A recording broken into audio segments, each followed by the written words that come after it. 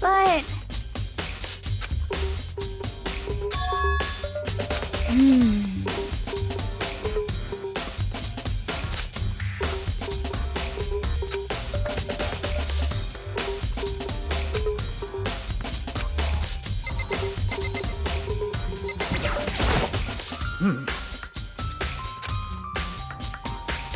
So then...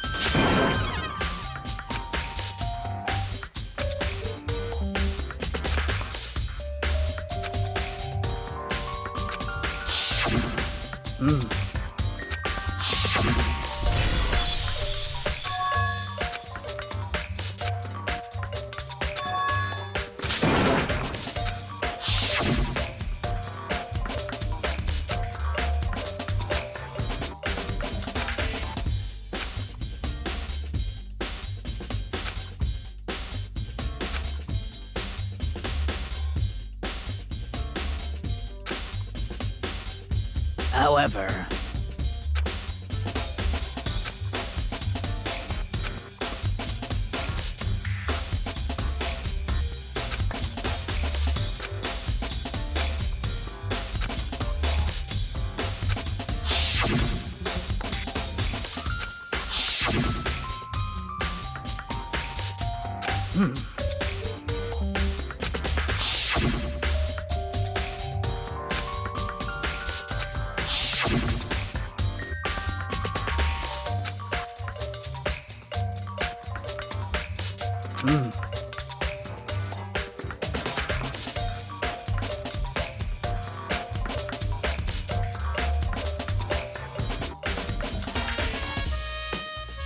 However...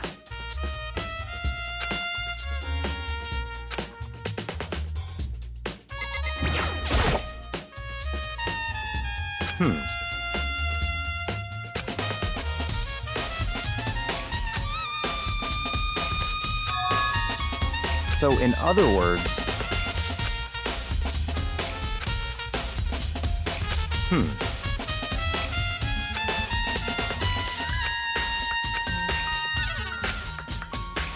What?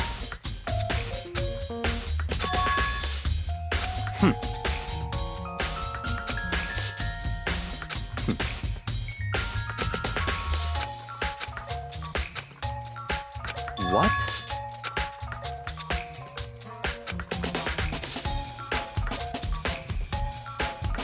I see. That's enough.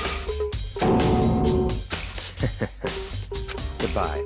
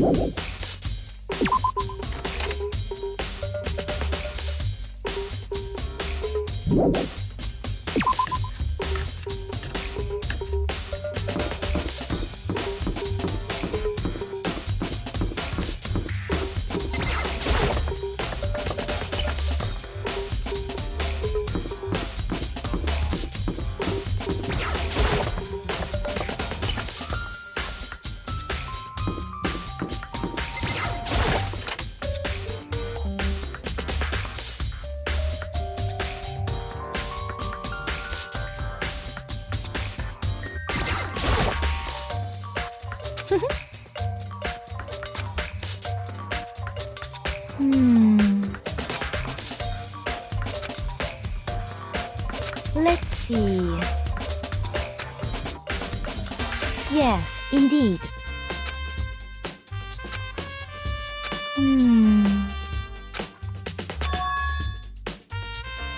Indeed.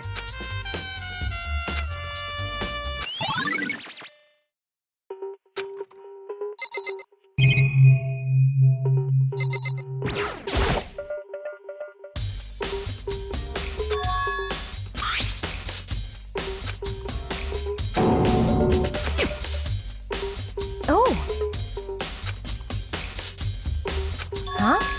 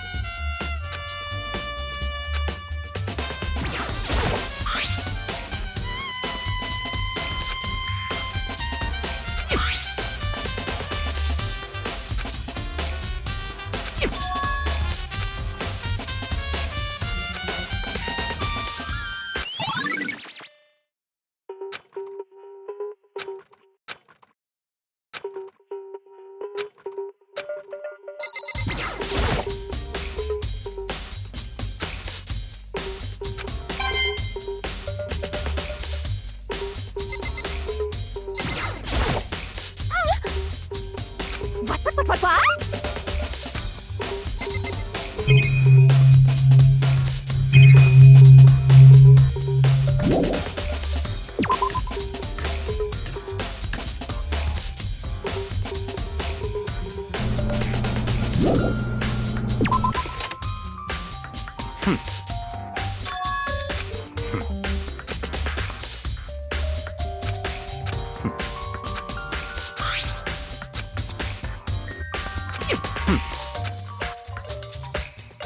It's all clear now.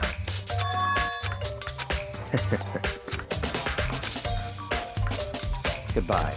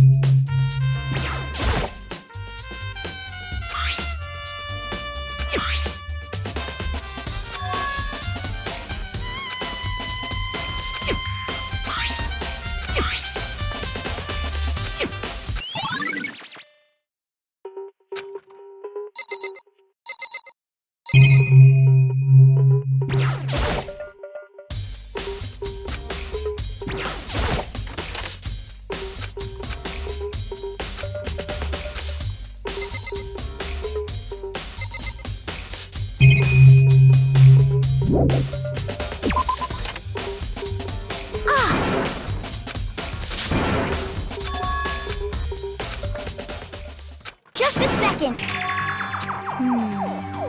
Okay.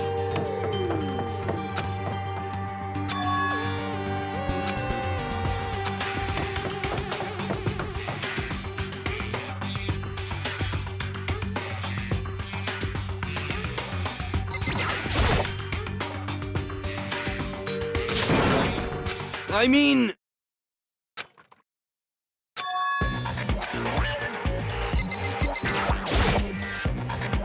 Huh? Oh, hey, Makoto. Huh?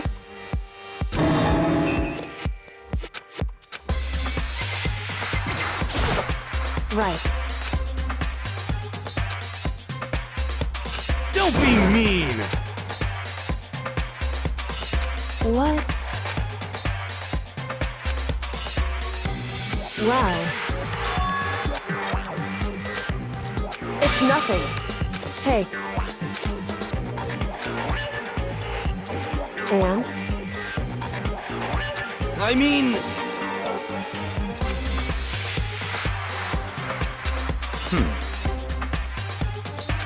Huh? Let me out of here! You got it all wrong! It would seem...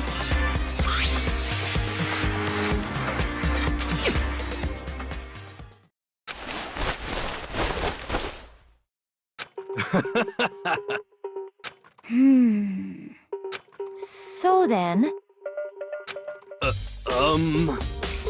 Honestly... Is that okay? Could it be... That's terrible! Just the worst. What? That's right. What the heck? Please! What are you saying? What the heck? Okay. Huh. See? Look. See how loose it is? I mean, come on. I'm blind as a bat in here. Can't see my feet at all. I'm surprised you got anywhere in this thing. I'm telling you, it wasn't me! And not to mention... You totally can't bend at the waist. Seems like a pretty obvious oversight. That's not a very nice thing to say. I mean, it's not like I made it. I just got caught up in the moment. Well, either way, now we know for sure, right? I mean, it seems pretty clear that nobody but Hero could have fit into this dumb costume. Ah.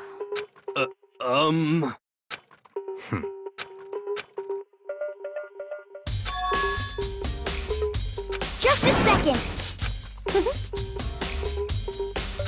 But Honestly. what the heck? Just the worst. That's terrible! What?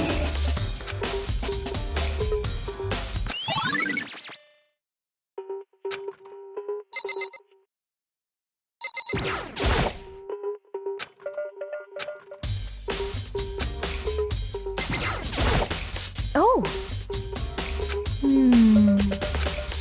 Then perhaps...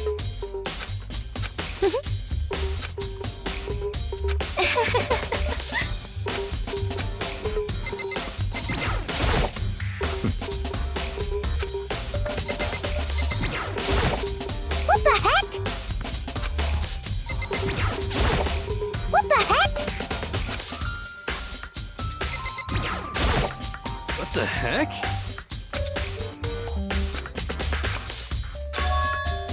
What? Just the worst. Please! Huh? How about that? So then, I'm at least 30% right. correct. Please! What the heck? Oh, so then.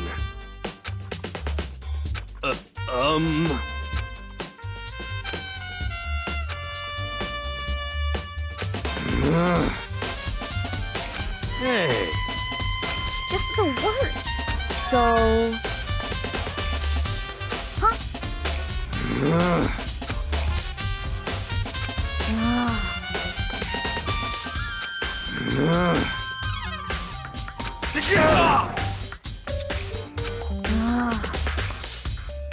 Don't be mean. Just a second. No way. Please.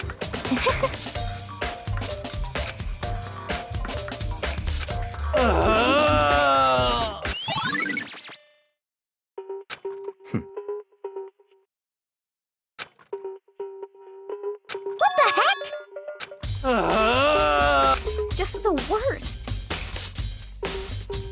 please. What are you saying? What?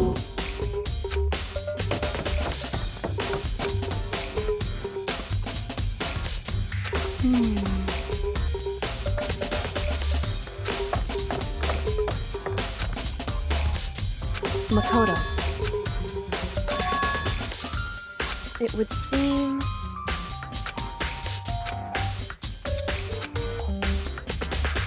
Why is that? Anyway, shall we go? Hey. Correct. Hey. Anyway...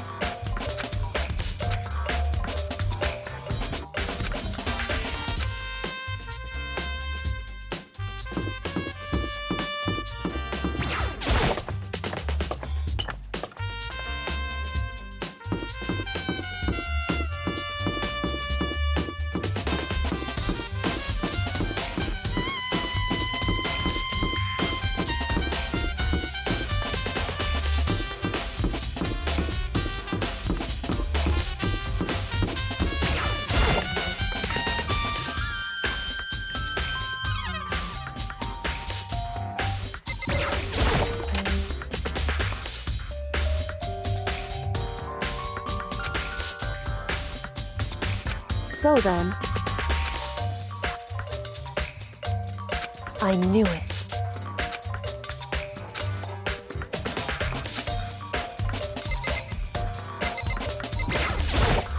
I see.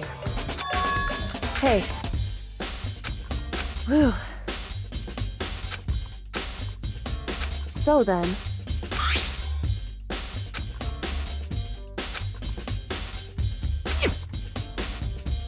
That's right.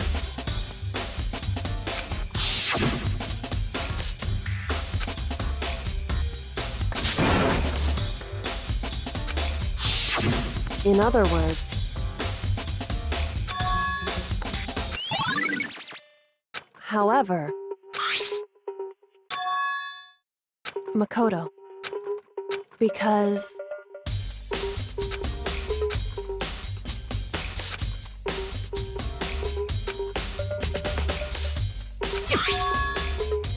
hey.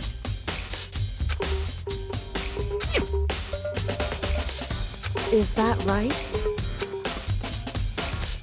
So then.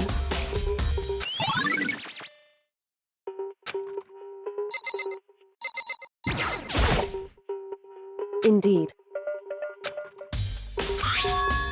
That's right. Indeed. Why is that? Hey.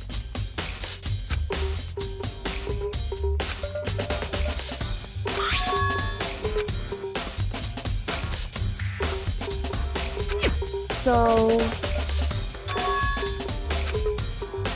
however,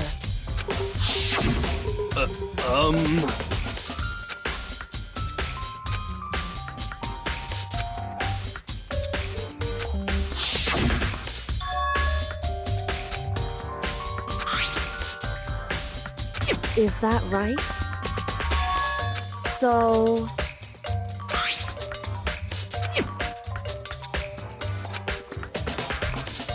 hey.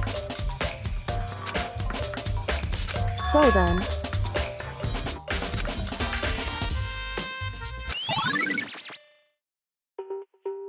Hey.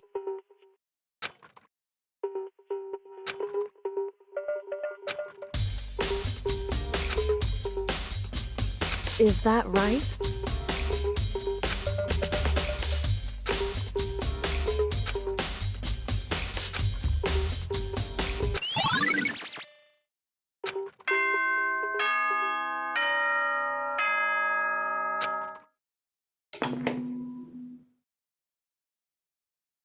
Are you excited?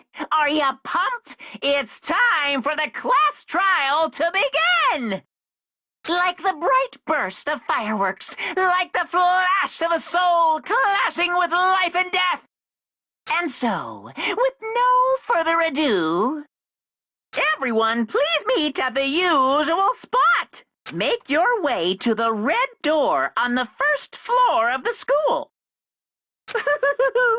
See you soon! It would seem.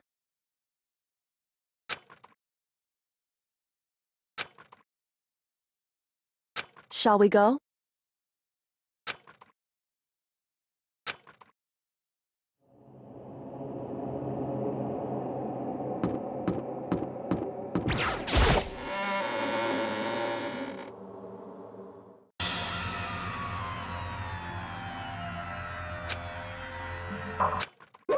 Monokuma, up here! Wrong! Whew. Boy, tough crowd. Stop talking. Okay. Hey! Let's go. Please! What the heck? What the heck?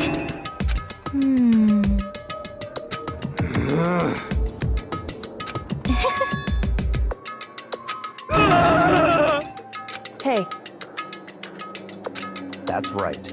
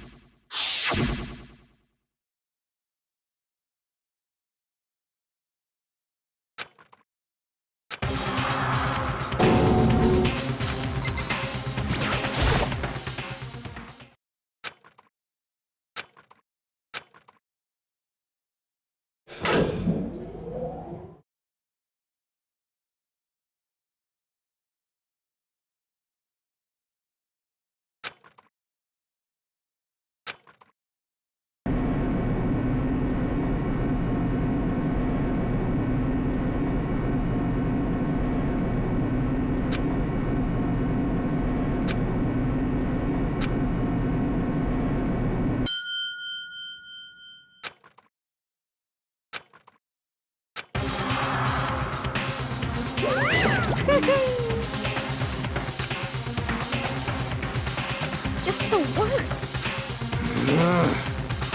What? Come on. Yoo-hoo!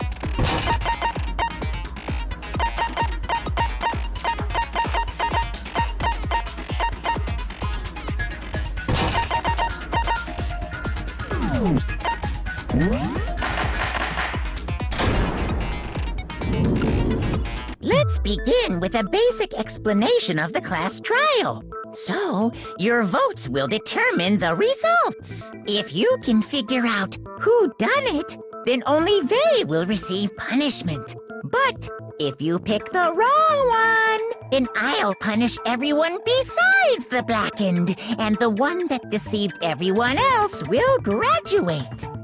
Now then, to begin with... We already know who did it.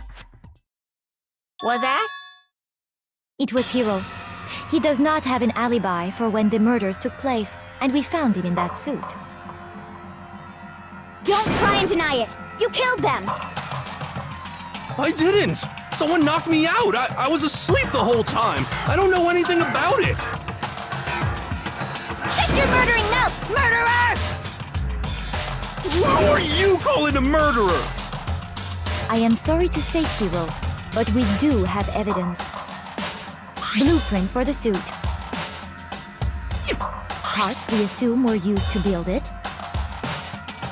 And all of it was found in your room.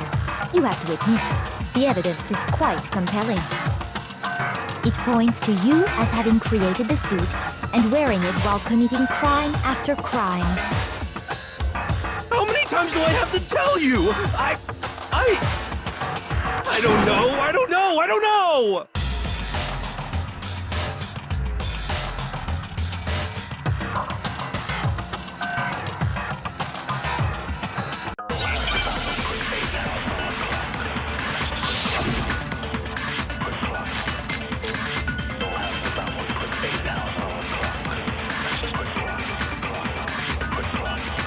Everything we found in your room. The blueprints, the suit parts, they are all proof enough that you are the culprit. I don't know anything about that stuff! It's not true! It's a conspiracy! Hiro, why? Why did you kill them? No! Just hold on a second!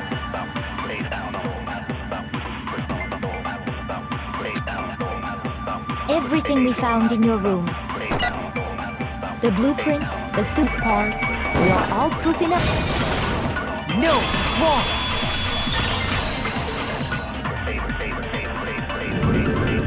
Are we sure Hiro really made those blueprints? What do you mean? Well, take a look at this. It's the note that Hiro wrote.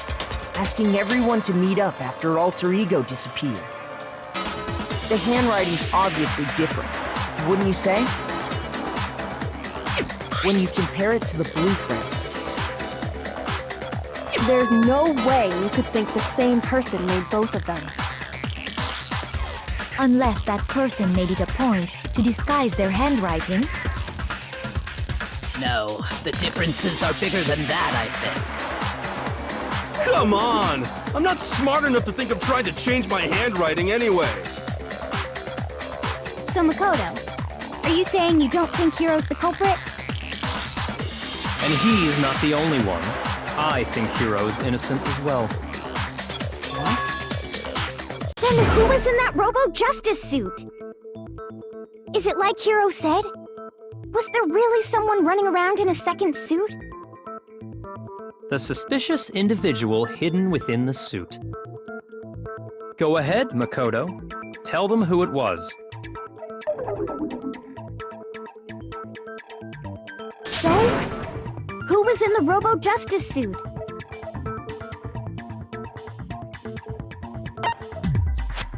I got it! Other than Hiro, I can't think of anyone else it could have been. Obviously, he was the one in that particular suit, and we never found any kind of second suit. Then there can be no doubt. Hiro is the prime suspect. That doesn't make any sense! You just said Hiro didn't do it! It makes perfect sense.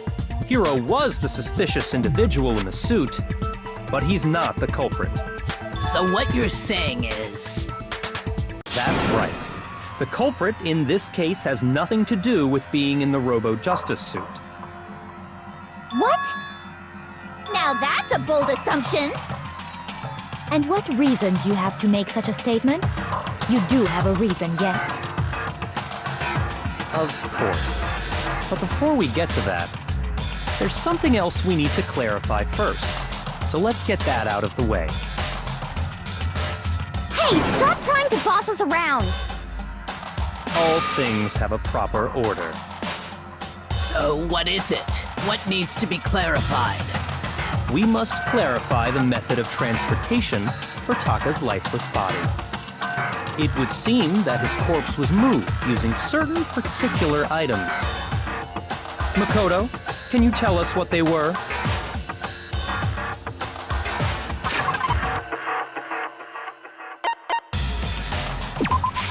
I got it!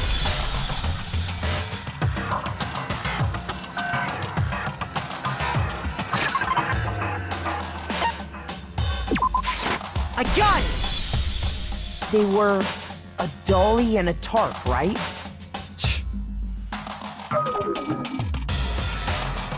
So, let's see if I can explain. Taka's body disappeared from the equipment room, and then we rediscovered it in the repository. And when we found it for the second time, it was wrapped in a blue tarp, right? It was the same tarp that, up until then, was stored in the equipment room. So the killer must have seen it there, and decided to use it when they moved Taka's body. That way, they wouldn't leave any bloodstains while they were moving it. Okay, that explains the tarp. And the dolly? Same thing. I'm sure the dolly was in the equipment room when we first found Taka's body there. But when the body disappeared, so did the dolly. Later, when Taka's body reappeared in the repository, so did the dolly. In other words, you think they used the dolly to move the body, am I right? But are you sure you are not mistaken? Huh? Are you absolutely positive the dolly was in the equipment room when we found Taka's body? That dolly was made specifically for moving large objects between the repository and the art room. It would be very strange indeed to discover it had made its way to the equipment room. Is it not possible that it was in the repository all along, and you simply didn't realize it? She's raised an objection. How do you respond? There is no shame in being wrong, and nobody expects much from you anyway. We have all accepted the fact that you rarely understand what is going on around you.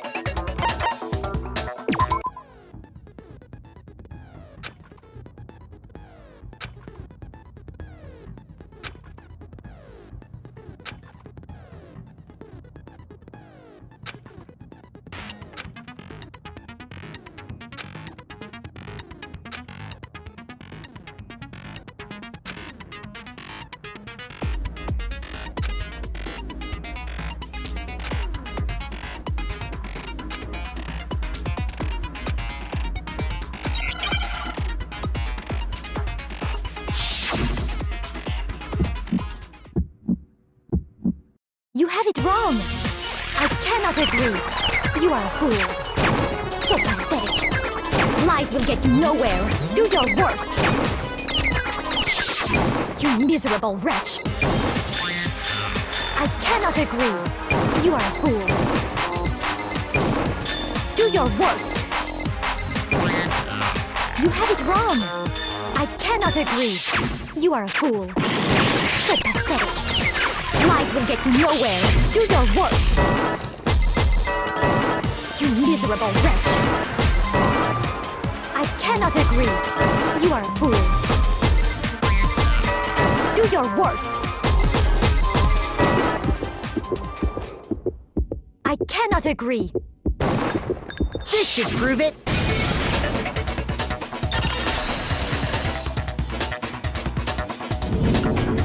If you're asking for proof that the dolly moved, I have it right here.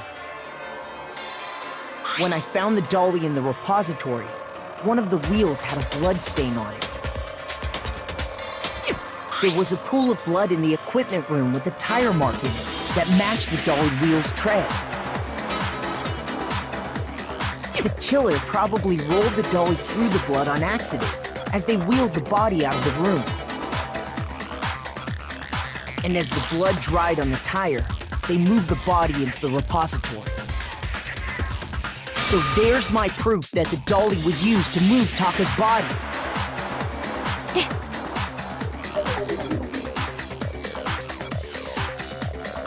Well, anyway, that was just something we had to get out of the way. Let's get back to the main subject. Yeah, the subject of how Robo-Justice didn't do it. Because if it's not a killer robot, then what kind of robot is it? I'm not sure that really matters. I'd be happy to explain why the occupant of the suit couldn't possibly be the killer. If you look back on how the body was transported, it will become immediately obvious.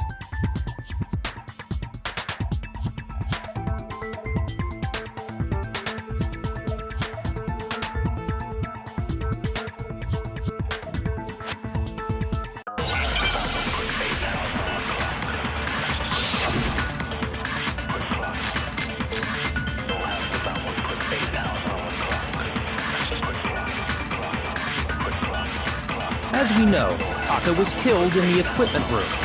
And from there, the body was moved to the repository, correct? Yeah, the culprit wrapped the body in the tarp, then loaded it onto the dolly and wheeled it off, right? Now, keep in mind that the dolly doesn't have a handle. Well, yeah, but even without a handle, all you'd have to do is bend over. Then you could push the dolly no problem. So the killer just crouched down and carted the body off to the repository. If you accept everything we just said, then you must realize that whoever was in the suit couldn't possibly be the culprit. Sorry, I don't think I realize anything.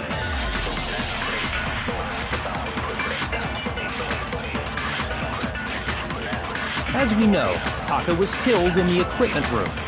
And from there, the body was moved to the repository, correct? Yeah, the cop then loaded it on. No, keep in mind. Well, yeah. All you'd have to do is bend over. No, that's wrong!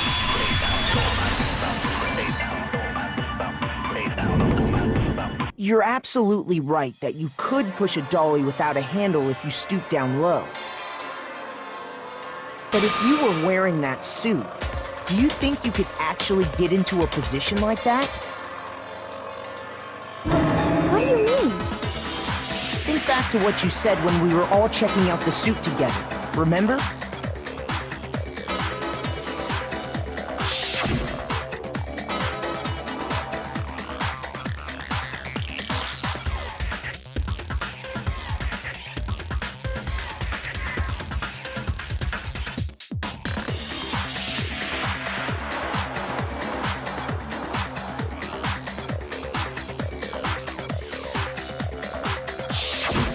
When you're in that suit, not only can you not see your feet, but you can't even bend at the waist. Am I right about that? Now that you mention it, yeah. It seems like it'd be awfully hard to push that dolly if you couldn't bend over. Well, what's to stop you from simply pushing the dolly with your feet? When you can't even see your feet? You really think someone could kick the dolly all that way? Yeah, it'd be totally impossible. Not that I can say for sure myself. On top of that, if you were wearing such a rigid, cumbersome suit, it's very unlikely you would have the dexterity to go about wrapping the body in a tarp. Well, I mean, isn't that just a matter of taking off the suit when you're ready to move the body?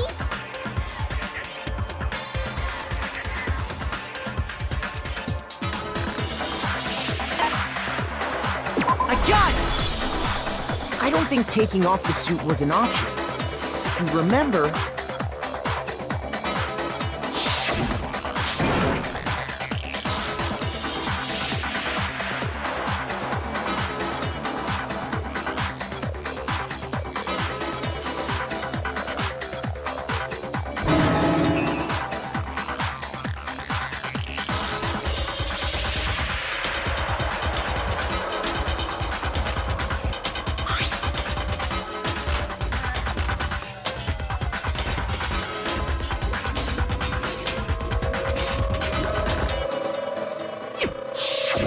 That's true. It seems impossible to put the suit on or take it off without help. Then, you really can't take it off by yourself? Hero wasn't just making it up? Of course I wasn't making it up. If he could have gotten it off by himself, I don't think he would have let us see him wearing it. Showing up in the suit was basically an invitation for everyone to suspect it.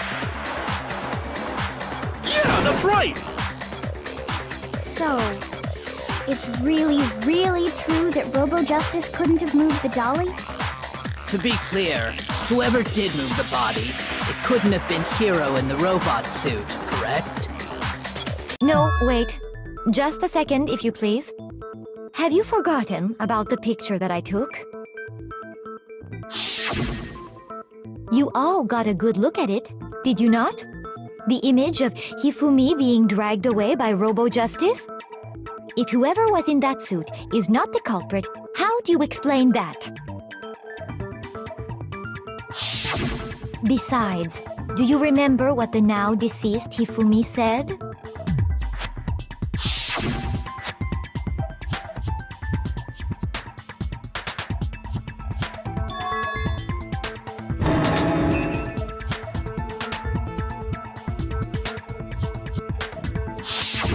So long as those facts exist, the proper conclusion is beyond question. The individual inside the suit and the culprit are one and the same.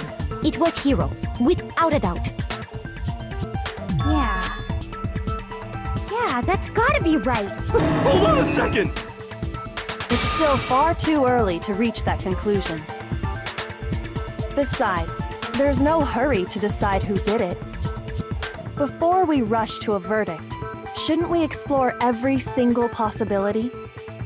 Instead of seizing on one viewpoint, the truth is uncovered by analyzing things from every angle. Perhaps, but where do we go from here? Let's review this series of unfortunate events from the beginning. Maybe we'll uncover something new. What a pain in the ass! I don't disagree, but our lives are on the line.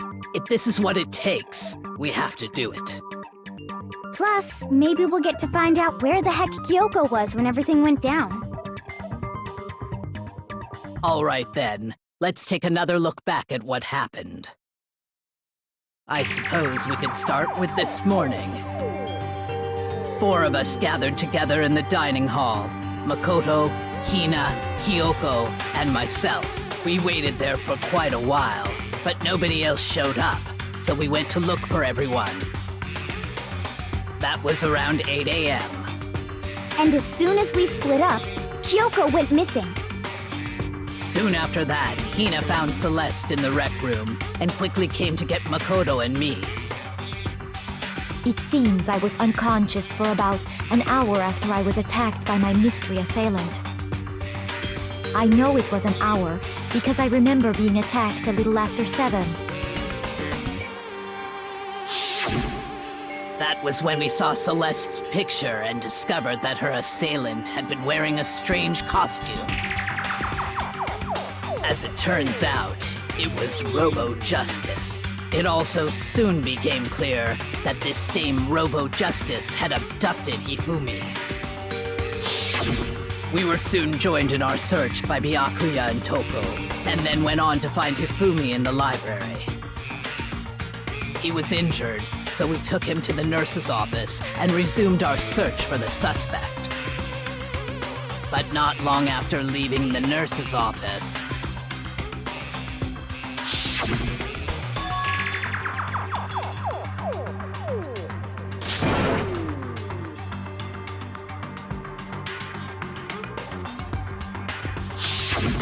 When Celeste told us that, we decided to split up and search the second floor. And soon after that, I saw someone moving around on the 3rd floor, and I yelled out to everyone as soon as I did.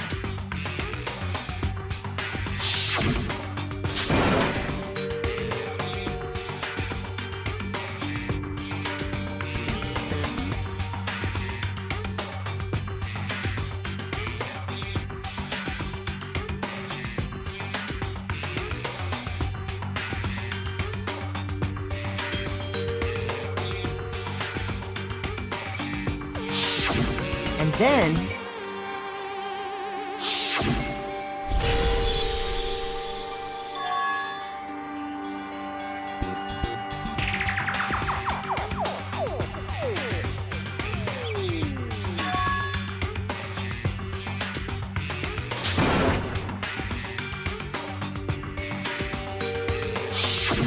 At that point, we decided to divide up into 2 groups.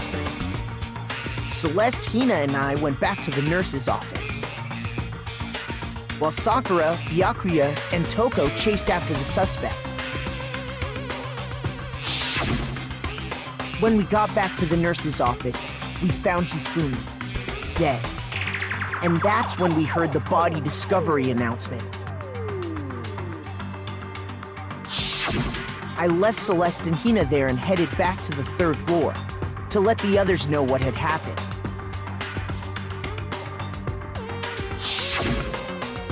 Meanwhile, we had just discovered Taka's body in the equipment room. We must have found both bodies at almost exactly the same time, because we heard the same announcement not long after we discovered his body. And that's when I told you guys about Hifumi. Then the 3 of us headed for the nurse's office. But right after we left the physics lab, we ran into Celeste, who'd arrived after us, and she told us something very surprising.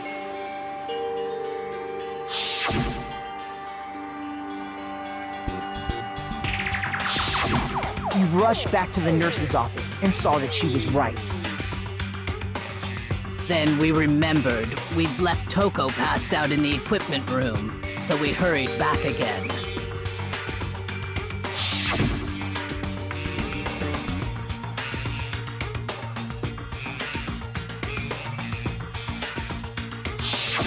But when we got there, we discovered that now Taka's body had also gone missing. Next thing we knew, we were searching the school for 2 missing dead bodies. And after some time... Celeste informed us that she'd found the bodies, and we all headed to the repository, which is where we rediscovered the corpses.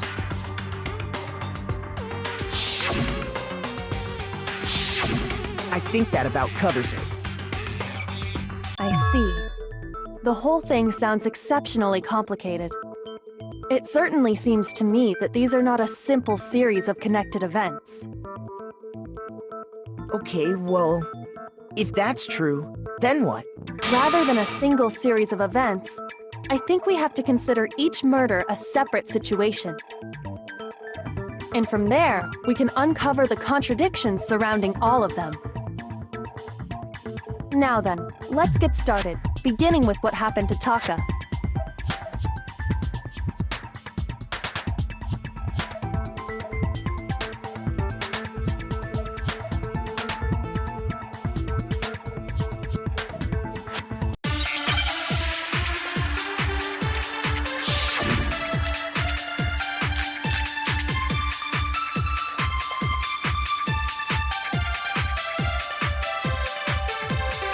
So, regarding Taka's death, I wonder if he died before Hifumi, or perhaps it was after? We already know what order they were killed in. Taka came last. What makes you say that? Because of the numbering of the Justice Hammers.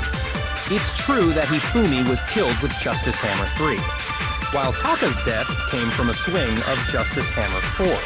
See? So it's obvious Taka came after.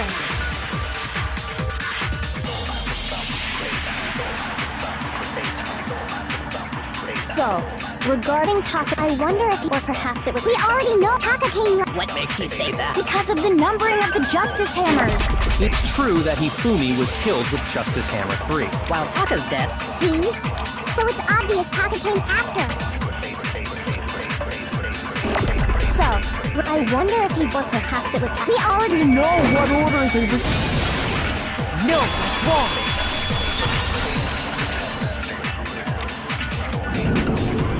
Hold on. There's no reason to assume that the hammers were used in the same order as their numbers.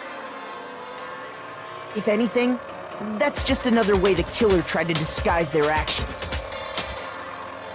So you're saying the culprit wanted us to think the hammers were used in order, but in reality, Taka was killed before Hifumi? Okay then, let's see the proof.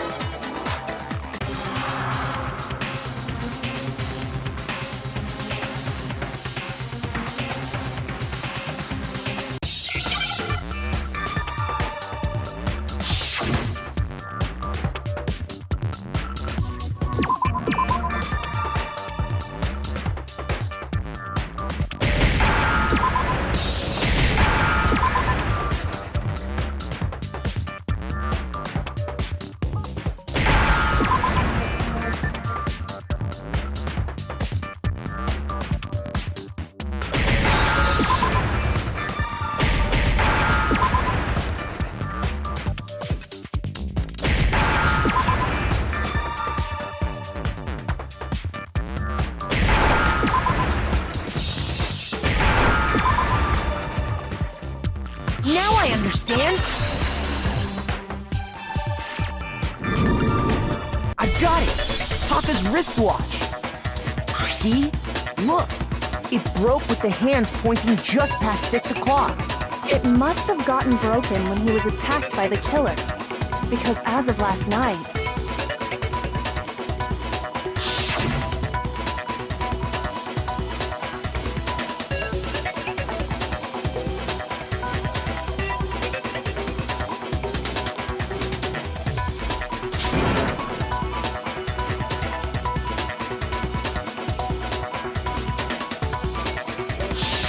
So if it wasn't broken after 6 last night, then he must have been attacked around 6 this morning. And that would be his official time of death. But if that's true, then he was killed well before Hifumi. And before Celeste was attacked this morning, which happened around 7. That's right. Taka was killed before any of the other incidents took place. That simple fact slipped past all of us. We made the wrong assumption about the order of events, all because of those justice hammers.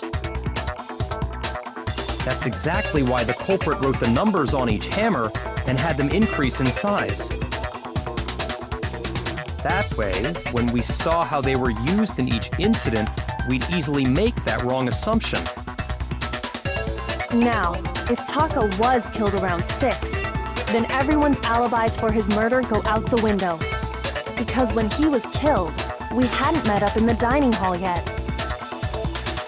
That may be true in the case of Taka's murder. But all of our alibis still hold true for Hifumi's death. That's right. With him, at least, we're all safe.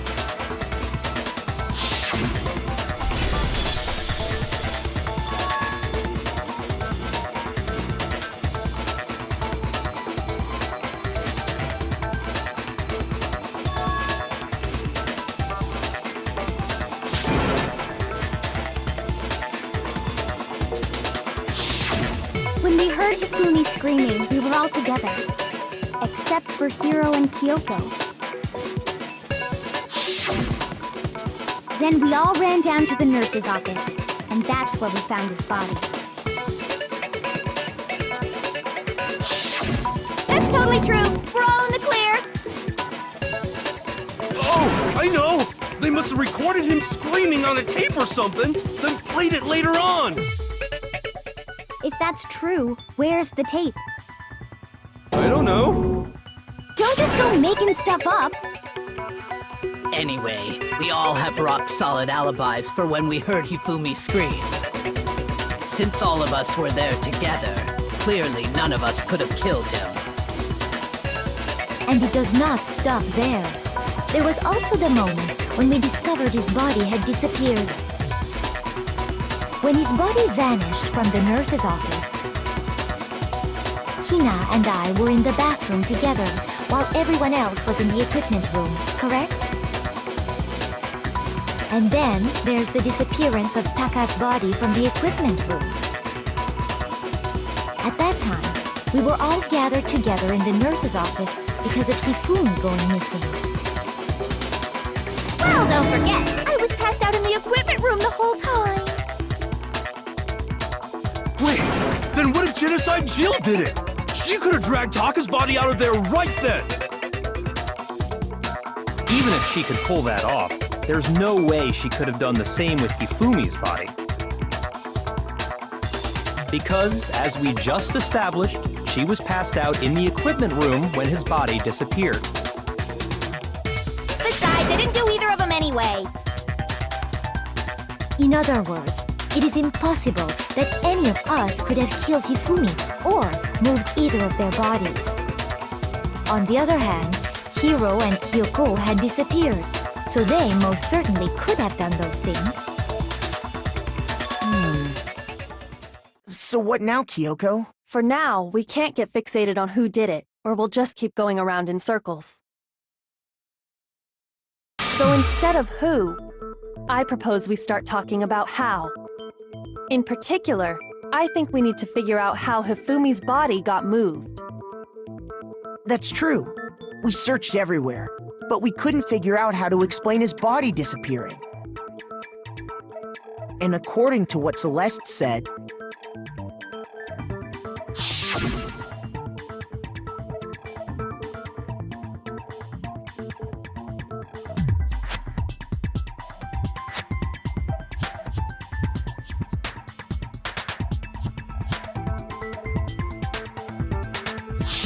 his body apparently disappeared in the 1 minute her and Hina took their eyes off of it. But to carry that much weight from the first floor up to the third in that short amount of time? Oh, Oh man, yeah! There's no way! It'd be impossible! Well, what if I told you there was a way to make the impossible possible? What? How? If the dead body were to move itself. The dead body moved on its own?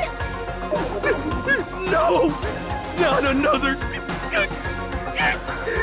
ghost! I don't think it has anything to do with the occult.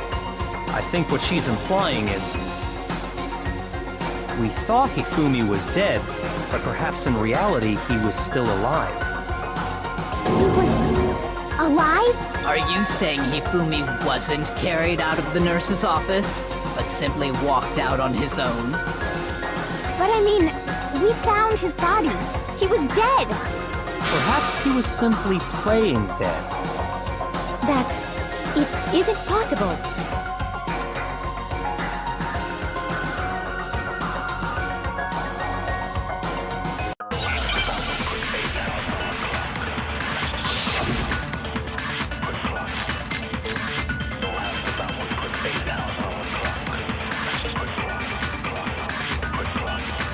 Are you saying that when we first found Hifumi in the nurse's office, there's a chance he was actually still alive?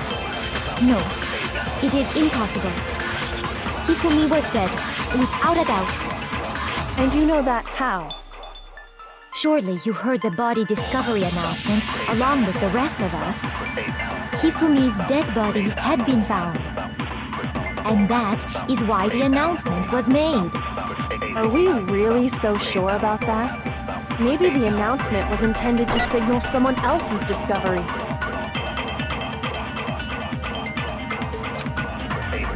Are you saying that when we first found Hifumi in the nurse's office, There's a chance you... No, Hifumi was dead, and you know that. Surely you heard the body discovery announcement. Hifumi's dead body had been found, and that is why... Are we really so... Maybe the announcement was intended to signal someone else's discovery. Are you saying that when we first... There's a chance you... No, Hifumi was dead, and you know that. Surely you heard the body that Hifumi's dead body had been found. No, it's wrong.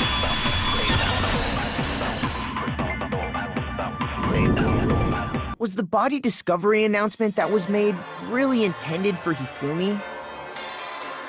Of course it was. The announcement played right after we discovered his body. Maybe. But that was also the same time that Taka's body was found. That's right. It wasn't long after finding his body that we heard the announcement. So there's a good chance we've made a mistake in there somewhere. I think we've confused whether the announcement was for Hifumi or Taka. First of all, if two bodies had been found, there really should have been two announcements. Maybe Monokuma simply got lazy and rolled them together into one. What do you say, Monokuma? Any comment? Well, it's a very sensitive issue, so I can't go into too much detail. But what I can say about the body discovery announcement is that it's only broadcast when 3 or more people find a dead body for the first time. That didn't answer our question, man. We're asking if you're a lazy bum. No, actually, that was plenty. Huh? He said it's only broadcast when a body is discovered for the first time, which means even if we find the same body again later, he won't make the announcement again. If that's true, then why was the announcement made again later on? Huh? Later on? Exactly. We heard the body discovery announcement twice.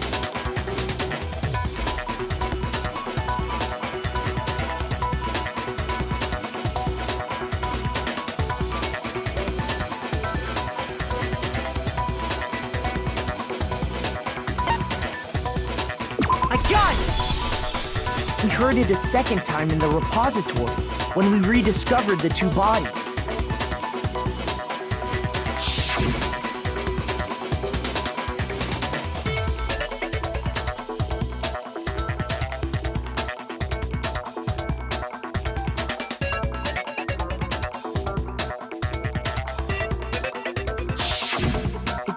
seem weird at the time, but it contradicts what Monokuma just told us, doesn't it?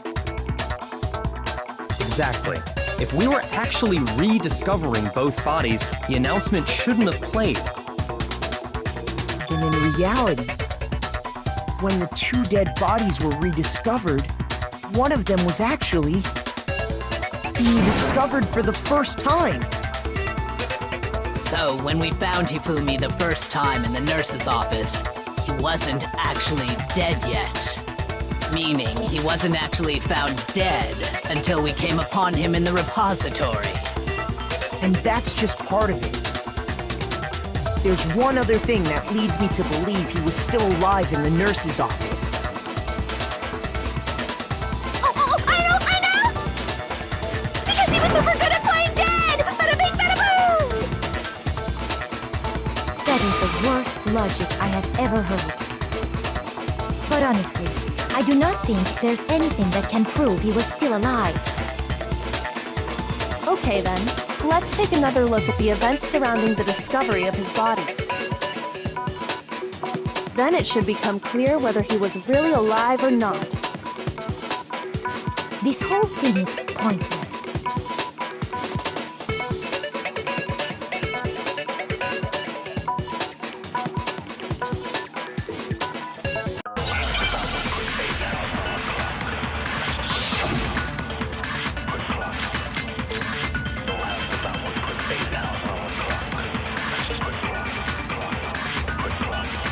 Well, here's one thing we do know.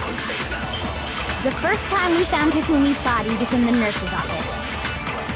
And then, while me and Celeste were in the bathroom, his body disappeared. And the next time we saw his body, it was in the repository. But when you compare his body before being moved and his body after being moved, other than the change in how it was positioned, there was no notable difference. Then, was he really still alive? Of course not. It is impossible. This is ridiculous.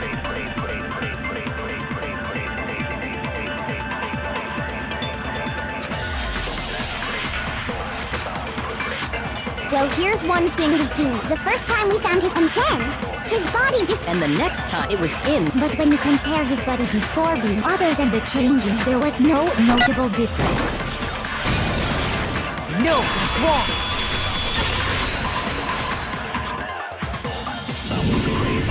In fact, there was one clear difference between Hifumi in the nurse's office and the repository. His glasses. That fact alone proves that he was only playing dead in the beginning. Perhaps you'd like to fill the rest of us in? When we found Hifumi in the nurse's office, his glasses were covered with blood. But when we found him again later in the repository, they were spotless. And I found the item he used to wipe them clean in the nurse's office trash can.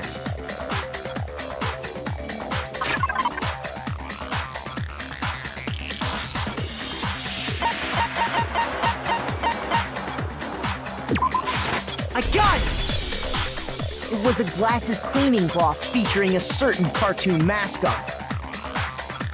One look at the bloodstain on the cloth should make things clear. This piece of cloth was used to wipe Hifumi's glasses clean. And the mascot on the cloth is the same one that's on the digital camera, right? And whose digital camera was it? Hifumi's, of course. The character was Princess Piggles from Demon Angel Pretty Pudgy Princess, I think. I highly doubt anyone but Hifumi would have brought something like this to school. I see your point. And the only people here who wear glasses are... I wouldn't be caught dead using a tacky piece of garbage like that. A few tissues is all I need to keep my glasses clean. Then there's no question. It belonged to Hifumi. So what you're saying is... What exactly? What I'm saying is, the blood on his glasses was wiped away using his own glasses cleaning cloth. Even if that is true, it does not mean he wiped the blood off himself. But who would benefit from a clean pair of glasses other than the glasses owner? That's a good point. Then it must have been him, right? So let's assume that Hifumi was still alive in the nurse's office. He pretends to be dead. Then when he's alone, he wipes his glasses clean so he can see.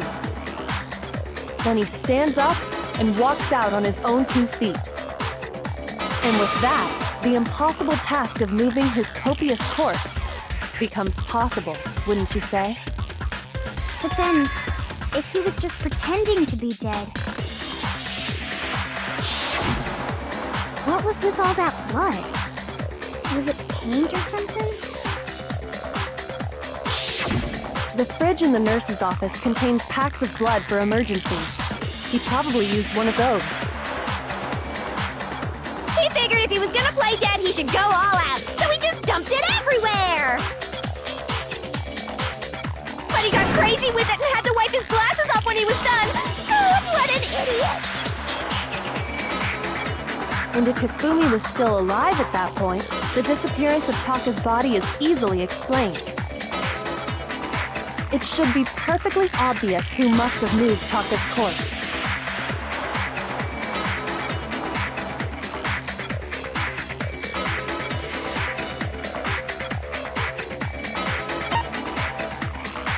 I got it! It could only have been Hifumi.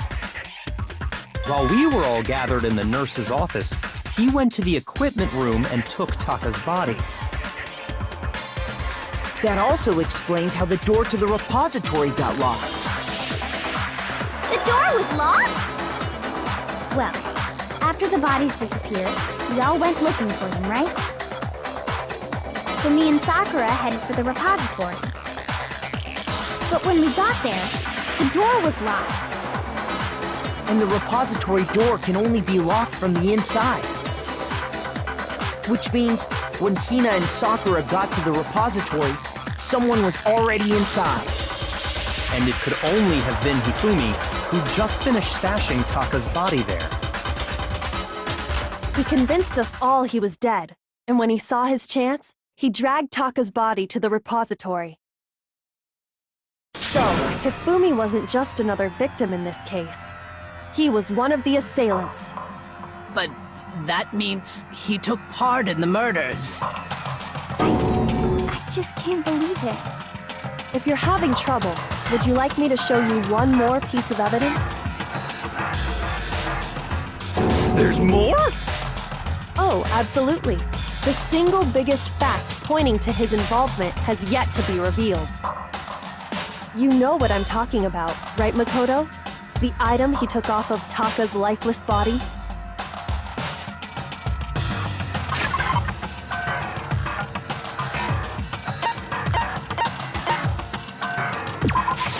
I got it! You're talking about the note Hifumi had hidden away, aren't you? Hidden note? That's right. We found it stuffed in his pants. What? In his pants? Yes, his pants. Okay, well, forget about the pants for now.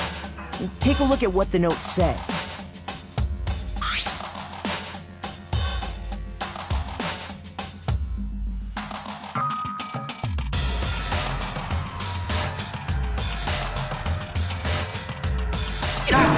That's the note I was telling you about. The one that told me where to go. Huh? Wait, this one's a little different. In my note it said, Monokuma can't find out, so don't tell anyone else for now. Let's meet in the rec room at 1 a.m. I see. Then this note isn't the same one Hiro got. It's not the same?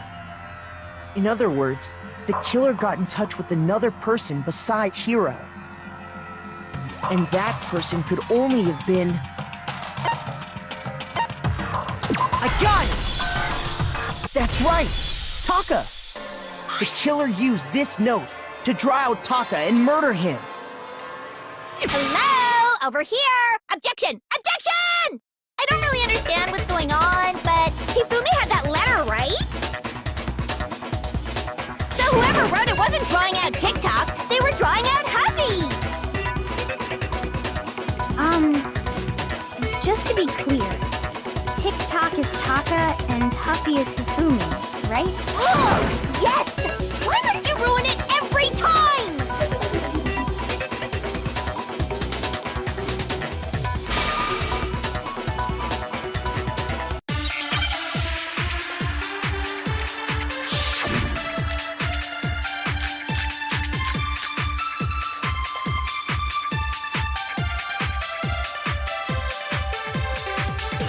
Huffy had the note, right?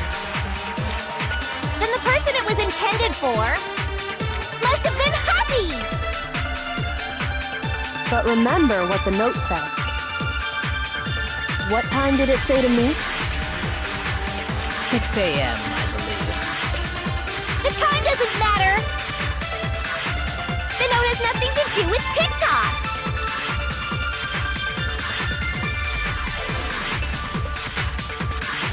Huffy had the note, right?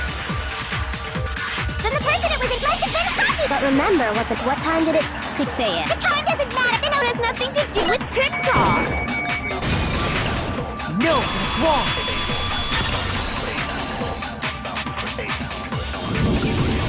No, there absolutely is a connection.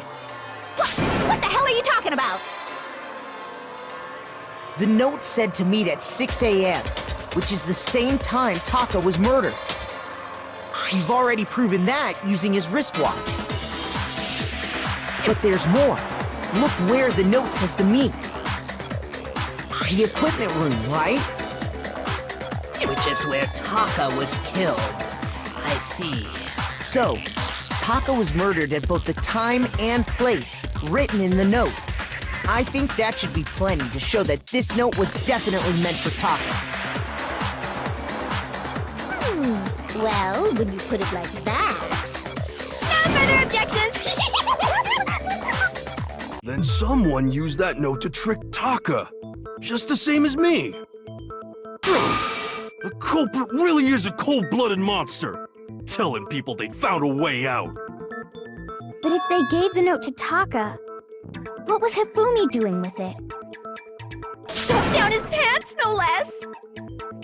Most likely, Hifumi stole it off Taka's corpse after he died. Huh? He stole it? Where's your proof? Go ahead, show us.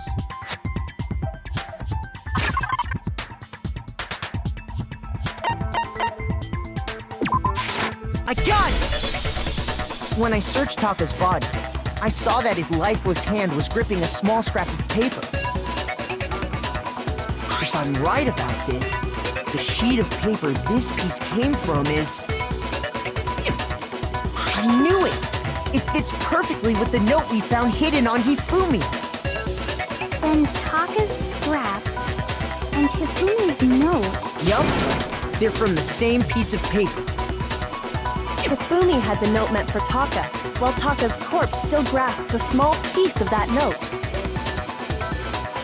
There's only one way to explain it.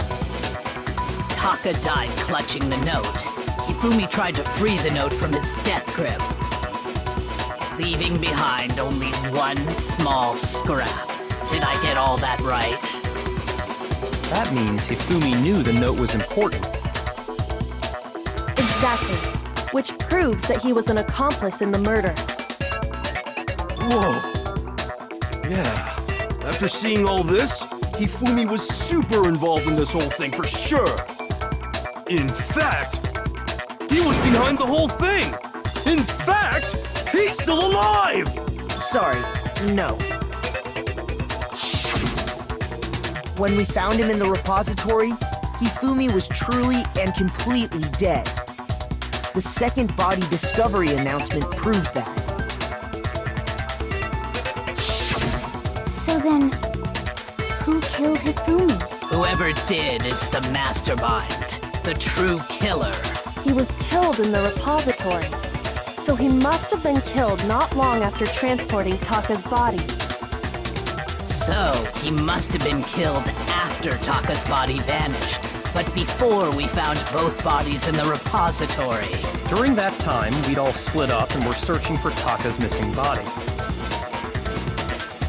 In other words, during that time, none of us have alibis. Wait, but me and Sakura were together. Stop trying to steal the spotlight, you stupid walrus! Who are you calling a walrus? Anyway, when they were killed bothers me too.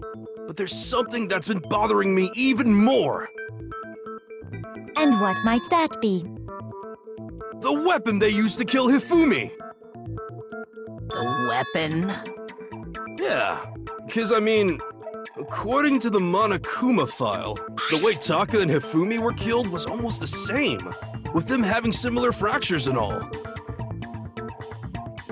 But Justice Hammer 3 and 4 were still laying around in the nurse's office and equipment room, right?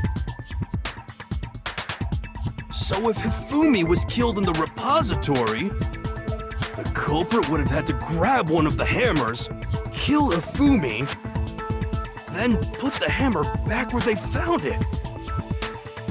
But wouldn't that be seriously risky for him? I'm surprised. It seems there's some semblance of a brain knocking around that skull of yours after all. Hell yeah, it's packed in there good and tight. He's right, though. I don't understand it either. The Monokuma file makes it clear that they were killed using similar instruments. But if the hammers were already laying around those other rooms... So the question is, how could the culprit have gotten their hands on either of the hammers? Personally, I haven't a clue. So which hammer was used to attack Celeste?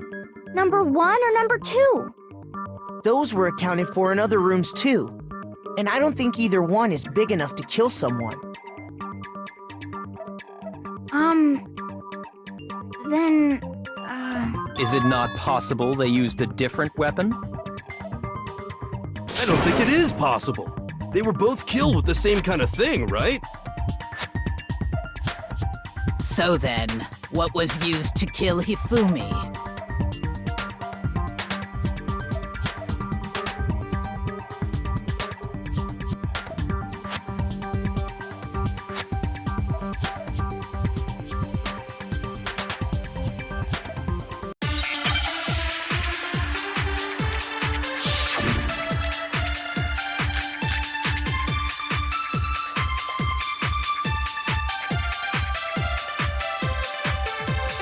What was used to kill Hifumi? Was it Justice Hammer 3? Maybe Justice Hammer 4? Well, whatever it was, there's one thing we have to figure out. How was the culprit able to move around so freely with the weapon? How did nobody witness them carrying it? sounds like a Justice Hammer 5 is about to make its appearance! Check out murdergear.com/hammertime for more info! Well, one thing seems pretty clear. The murder weapon had to be one of the Justice Hammers! And, that's about it.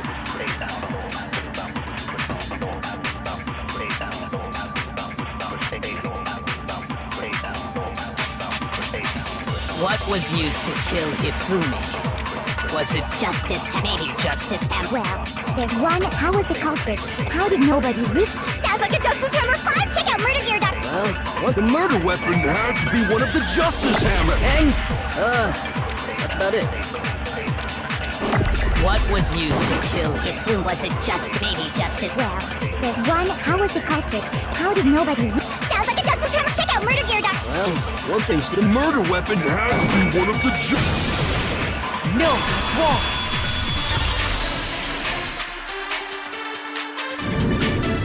The murder weapon wasn't a Justice Hammer at all. No, it was something completely different. But, seriously? A different weapon? Specifically, a hammer from the repository. The killer could have easily used that to kill Hifumi.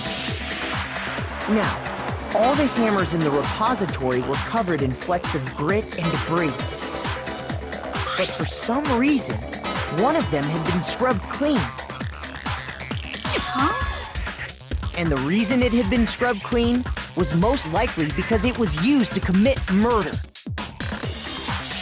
If the hammer got covered in Hifumi's blood, of course they'd have to clean it off. I'd also like to point out that the repository has all kinds of hammers. Big ones, small ones, and even some flat mallet-like ones. I think whoever made the Justice hammers used those as a basis for their design. If that's true, that would explain the Monokuma file's note about the wounds being similar. So Hifumi moved Taka's body to the repository, where someone then used a hammer to kill him. Whoever did that is the true killer. The one Hifumi was working with. And the one who betrayed him. Hold on a moment. I still think it's strange to assume someone was working together with him. The way the graduation rule works, there is no benefit to helping someone else carry out a murder. So the idea that anyone would work together like that is simply ludicrous. We talked about this, did we not?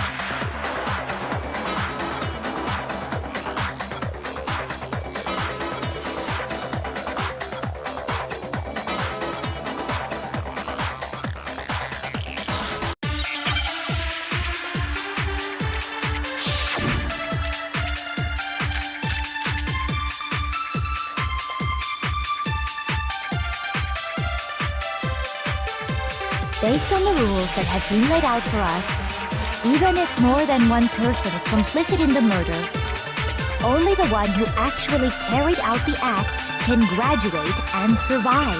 Assuming the rule holds true, it is simply impossible that two people work together on this. That is how the rule was explained to us. But that only really applies if there's one murder, right? In this case, however, there were two murders.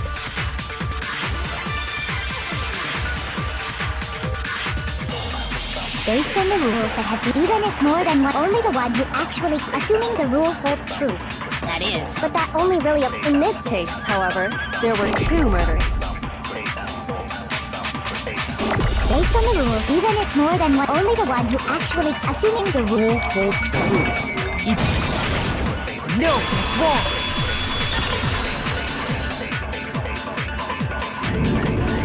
Since there were two murders, it's at least plausible that more than one person was involved. What do you mean? If there'd only been one murder, then yes, the idea of an accomplice isn't really worth considering. Naturally, if only one person can be saved per murder, an accomplice has no risk versus reward benefit. Risk versus reward benefit? The payoff for working together. The reward that balances out the risk of taking part in a scheme. There's no point in being someone's accomplice if there's no benefit to you. However, if there were some potential mutual reward for the risk, then cooperation becomes possible. You're saying that two people could act as each other's accomplices to commit two separate murders. I think that's what the true killer told Hifumi. They would each have an accomplice for their crime. And based on the case's events, Hifumi would have been the first one to act, murdering Taka. They made him carry out the first murder so he couldn't back out of helping them later on. So in this case, there wasn't one single person committing multiple murders. Instead, each person killed someone, creating two separate incidents.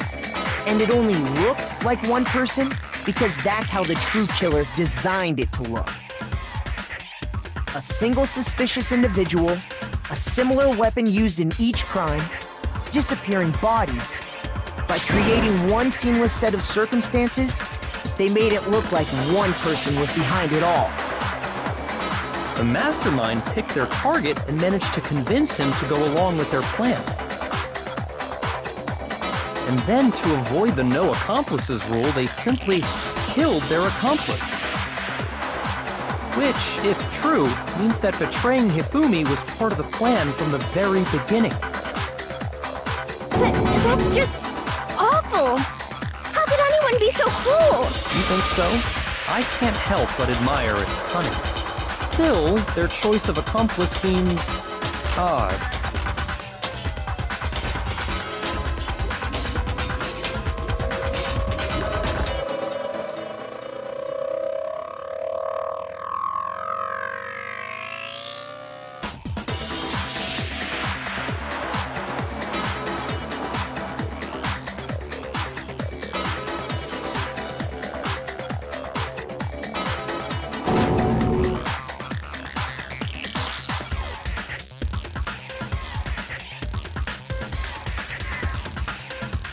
I understand how an accomplice could be involved, but then who was the one pulling Hifumi's strings?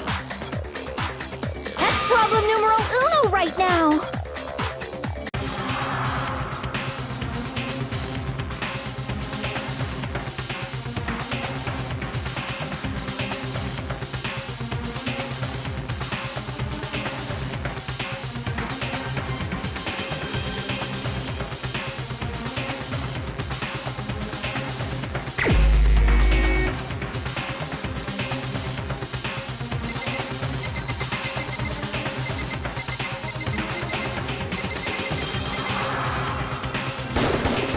Here's my answer. It was Celeste. So I'm the suspicious individual now, am I? I really do hate this kind of joke. A joke? I wonder. So what you are saying, then, is that I specifically chose to work together with Hifumi.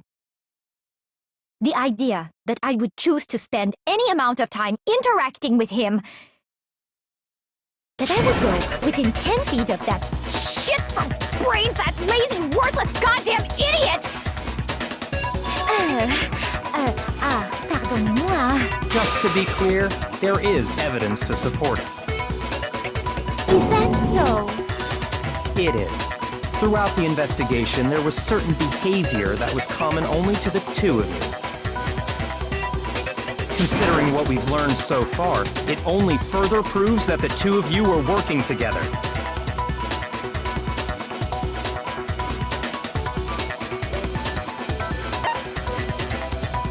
I got it! The behavior they had in common has to do with the suspicious individual in the suit, doesn't it?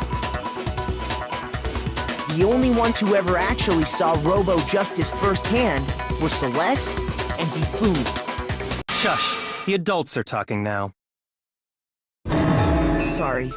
As he said, only Celeste and Hifumi ever laid eyes on the costumed individual. If we accept that Hifumi was one of the culprits, we can't help but suspect what Celeste has said as well. Are you saying everything they told us was a lie? After taking Hifumi to the nurse's office, we all began our search for this individual, correct? And not too long after that, do you remember what Celeste said?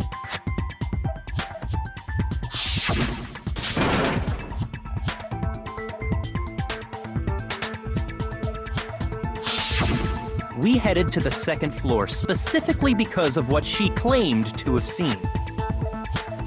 Next, to draw us all to the physics lab up on the third floor, She let out a blood-curdling scream. and when we'd all come to see what was wrong, what was it she said?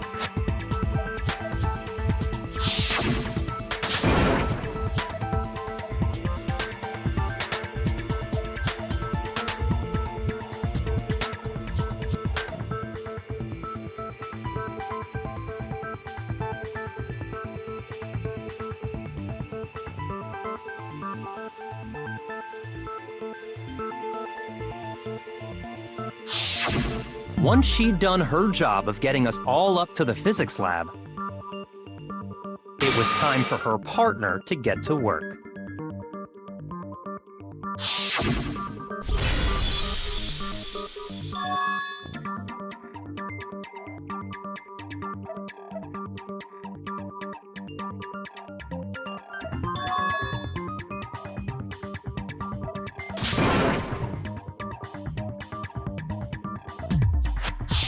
It was to get us to divide into two groups.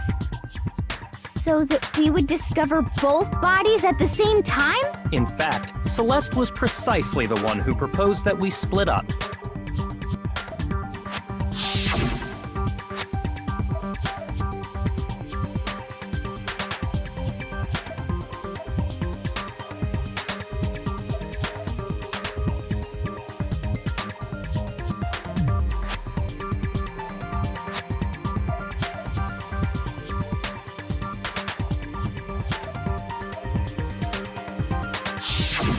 Well, if Celeste and Hifumi were working together, all those chance events suddenly become connected. And on top of that, that piercing cry of yours early on.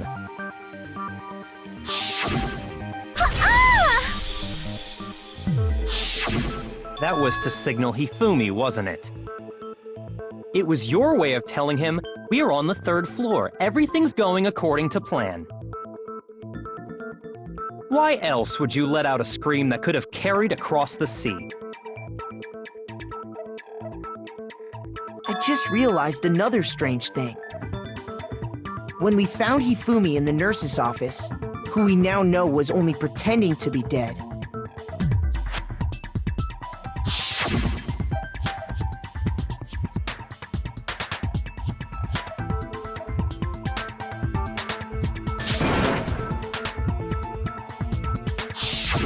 Celeste, you were the first one to say he'd been murdered. You wanted to make sure we wouldn't have any doubt in our minds. I don't believe it!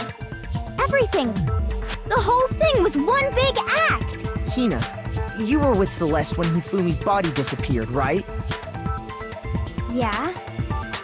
I was feeling kinda sick, so Celeste took me to the bathroom. Wait! Then that was... She wasn't worried about you. She just saw a chance to help Hifumi sneak out of the nurse's office. Each piece isn't much by itself, but start putting them together and the picture gets very ugly indeed. Wouldn't you agree, Celeste? I have no idea what you mean. Don't bother trying to deny it. You made one fatal mistake. Oh, did I? I didn't even catch it myself when you first said it, but looking back, I can say that that one little slip-up was your undoing. What are you talking about? I'm talking about what you said after Hifumi's body disappeared and we returned to the nurse's office.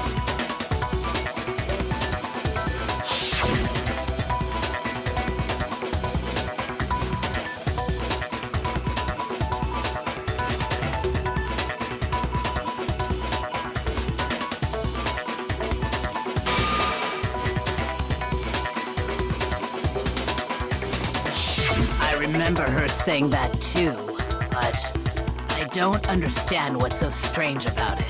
Then pay attention. Sakura, Toko, and I were first to discover Taka's body in the equipment room. Then Makoto showed up and told us Hifumi had been killed, so Sakura and I left with Makoto. Once we were in the hall, we ran into Celeste, and the four of us headed to the nurse's office. Now, the entire time we were together, none of us said anything about Taka being dead. Think about it. Celeste's comment doesn't make sense. It was completely out of place. Yeah, I see what you're talking about. Although I don't really get what it means. You hear that, Celeste? Everyone's having some trouble understanding. Could you repeat what you said? If you're really not the culprit, you shouldn't have any problem repeating it, right?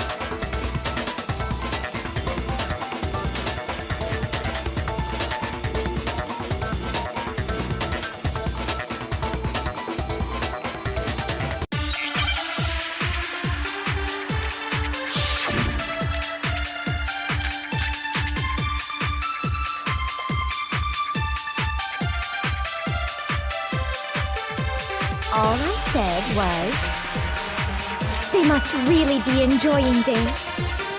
enjoying the sight of us standing around, frightened and confused. They must be positively elated. We are all going to die here. We are going to die, just like those guys died. And that is all I said. And that's all it takes to finish this. It's obvious, isn't it, what was so strange about Celeste's comment?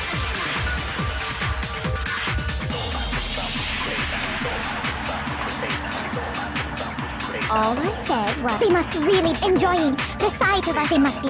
We are going to die. And that is all I said. And that's all it takes. What was so strange about Celeste's comment? All I said they must really enjoying the sight of us. They must be. We are going to die. And that is all. And that's all it takes. What was so strange about Celeste's comment? All I said they must really enjoying the sight of us. They must be. We are going to die. Just like... No, it's wrong.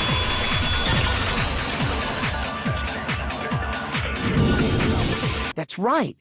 There's no reason Celeste should have said, just like those guys died. When she said that, none of us had told her Taka was dead. Exactly. And we didn't run into her until after we were all out in the hall.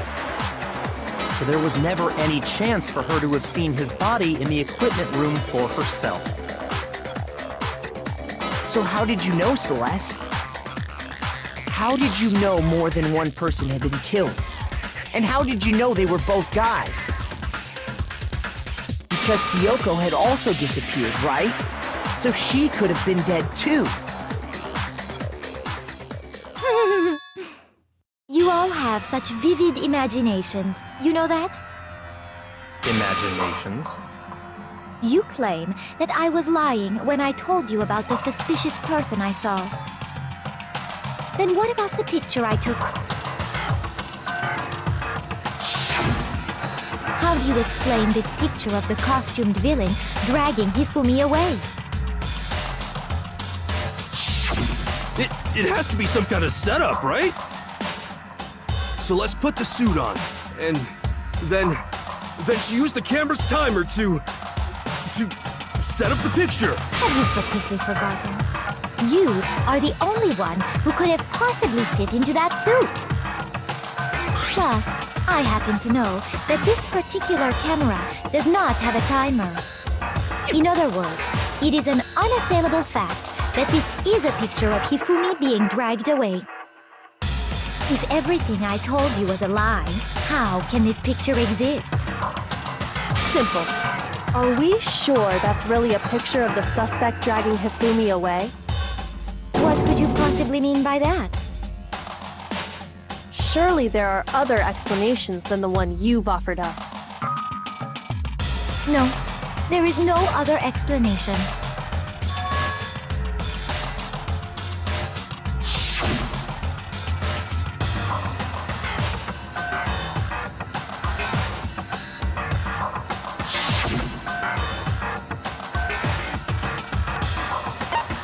I got it! It's not a picture of the suspect dragging Hifumi away.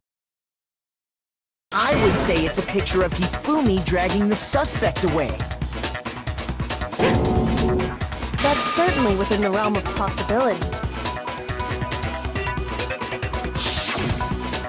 The one being dragged off in that picture isn't Hifumi, but the person in the robot suit.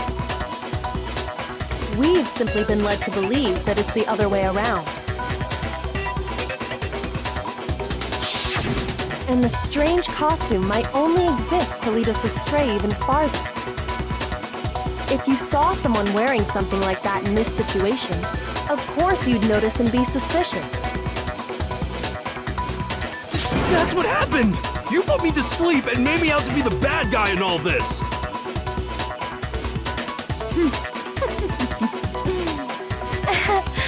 Such a thing is utterly impossible. Hifumi was dragging him away? Ridiculous. Is it? I don't think it's ridiculous at all. Then shut your mouth and allow me to educate you.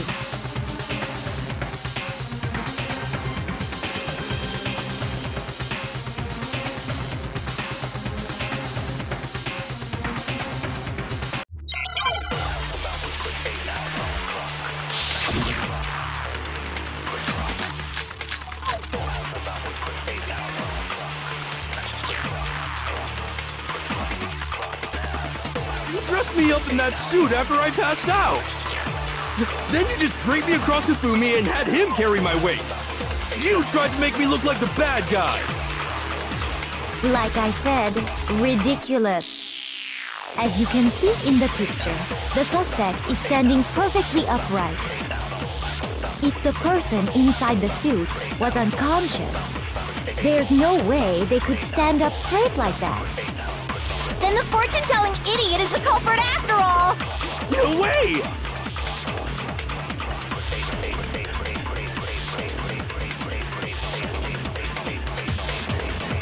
You dressed me up in that suit after I passed out. Then you just draped me across Hifumi and had him carry my weight. You tried to make me look like the bad... Like I said, as you can see in the picture, if the person inside the suit, there's no way they could stand up straight. No, it's wrong.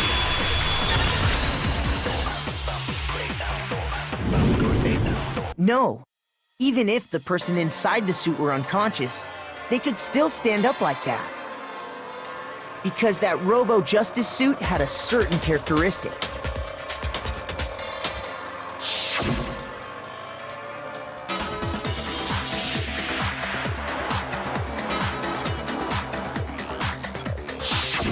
That's right!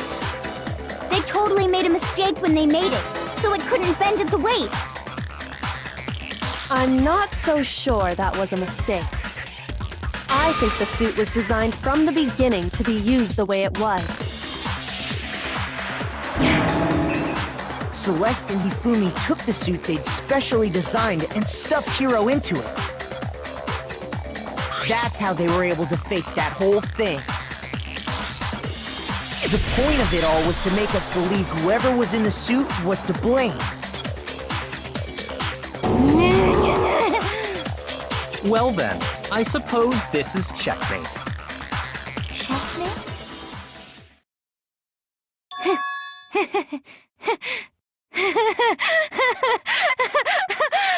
Don't make me laugh, you idiot! What do you mean, checkmate? Celeste? Clearly! You want to cram me into your little guilty box? Well, there's one little problem. Have you already forgotten what Hifumi told us as he lay dying?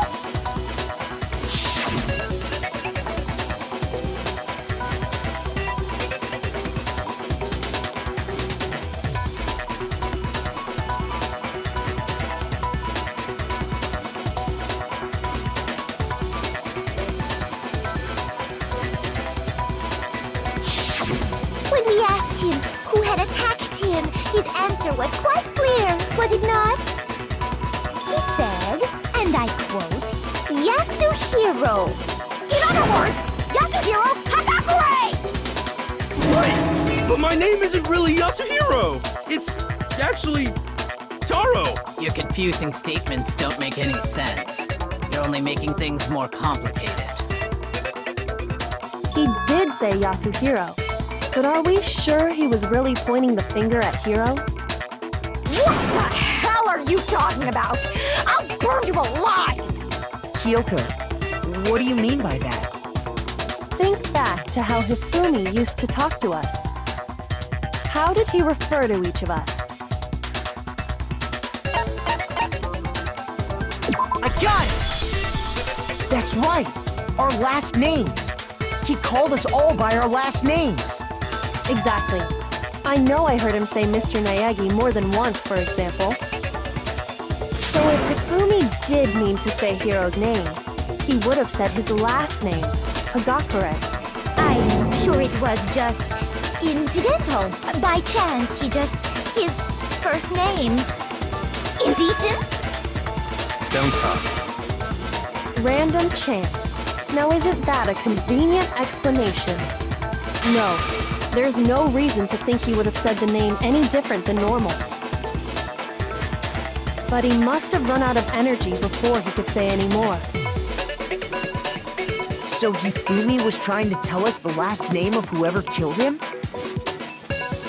But the name he said doesn't apply to anyone here. Well, no. Hold on. There's one person it could apply to, and that's Celeste. She never actually told us what her real name is. What did you just say? To think you'd take your false accusation so far, I don't know whether to laugh or spit!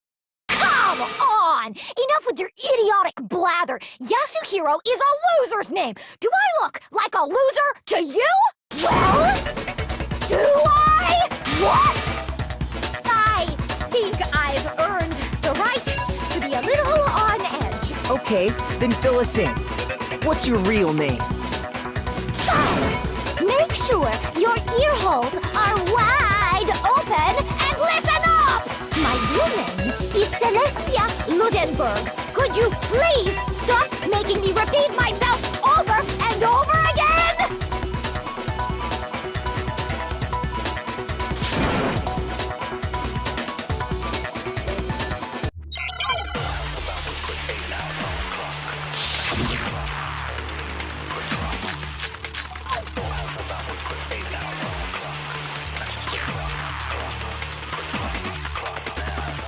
Hifumi was trying to tell us something. He wanted us to know the killer's last name, Yasuhiro. If there's one person here who might have that last name, It would have to be you, Celeste. You haven't told anyone what your real name is. How many times do I have to tell you? My name is... Celestia Ludenberg, god damn it! How long do you plan to go on pretending? I'm not pretending. It's the truth. And since you have no way to contradict me, that's the only truth there is! Moron!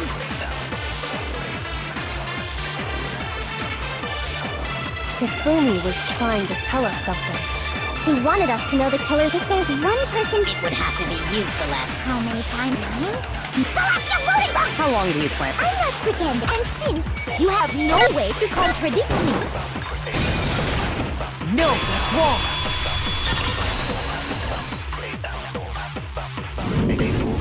That's it. The handbook. What? Anytime you turn your handbook on, it shows the owner's name when it boots up, right? Monokuma told us all about it before.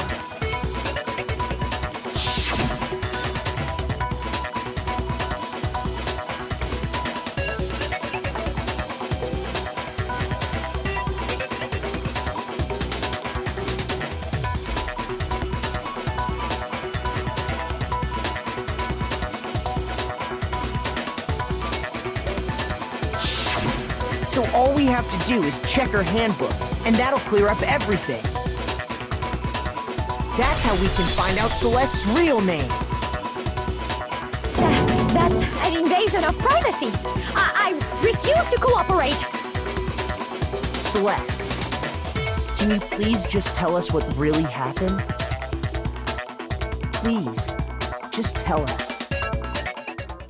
Even when I'm put in check, it's just my nature not to give up. Because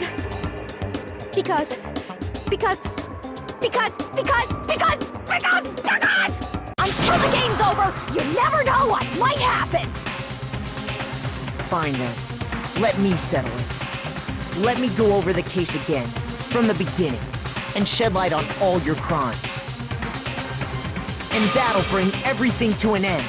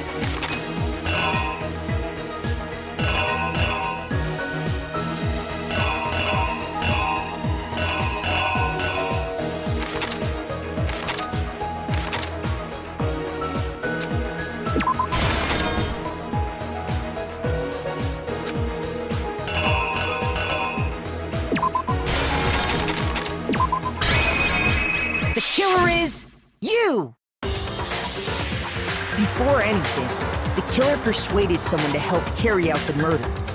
And that person was...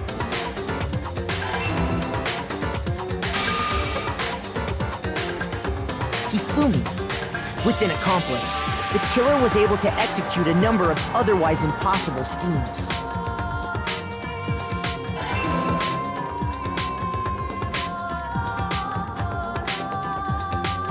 First, they convinced someone to meet them in the rec room last night at 1 in the morning.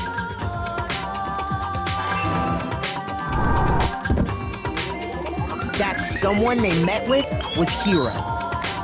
The murderous duo intended to pass Hiro off as the prime suspect. So when they met up with him,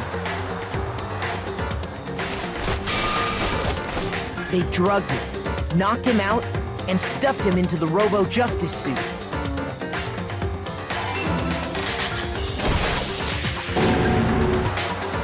Next, Hifumi positioned himself to make it look like Robo-Justice was attacking him, while the killer used a digital camera to take pictures of the assault. They did all this just to create evidence that would put the suspicion on Hiro. When they were done with him, they shoved him, still unconscious, into the pool room locker.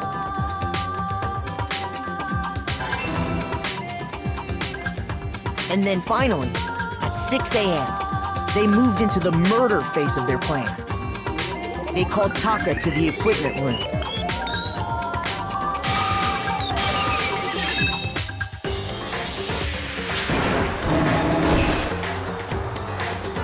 And that's where Hifumi killed him, making it the scene of the first murder. The murder weapon was Justice Hammer 4, which was left there in the equipment room.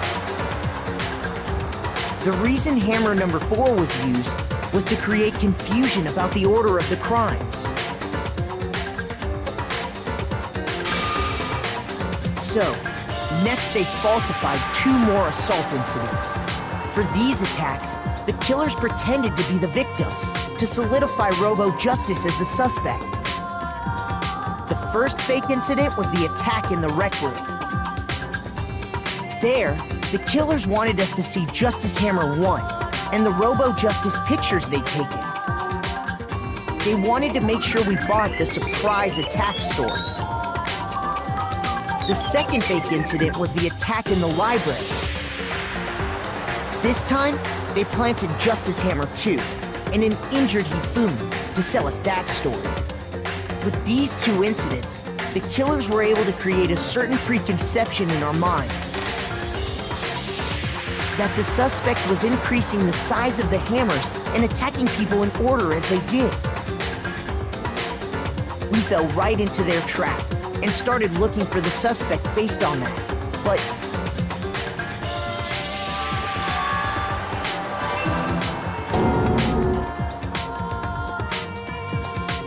while we did that, we left Hifumi alone in the nurse's office. This was exactly what Hifumi was hoping for.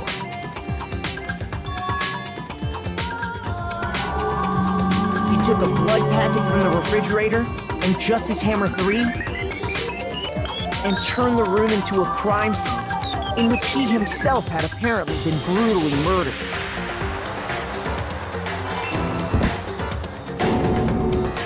He let out a scream to draw us back, and when we returned, that's what we found. Meanwhile, the other group that had been out searching found Taka's body at the same time. So when we heard the body discovery announcement, we naturally assumed it was for Hifumi. We left the nurse's office, and Hifumi once again took advantage of the situation. He simply got up and made his escape. When we learned his body had disappeared, we all rushed back to the nurse's office. And once again, Hifumi had the chance he was waiting for. This time, he snuck into the equipment room.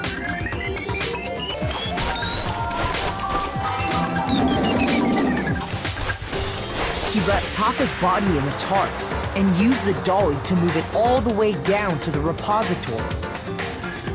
That explains how each of the bodies disappeared. But even Hifumi didn't know what the true killer had in mind for their final act.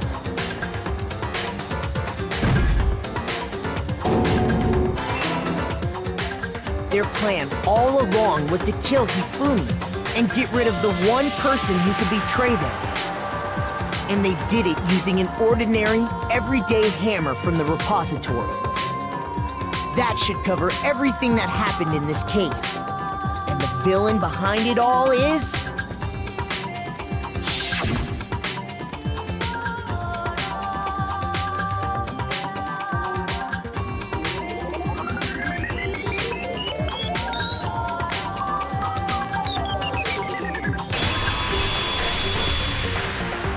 Celeste!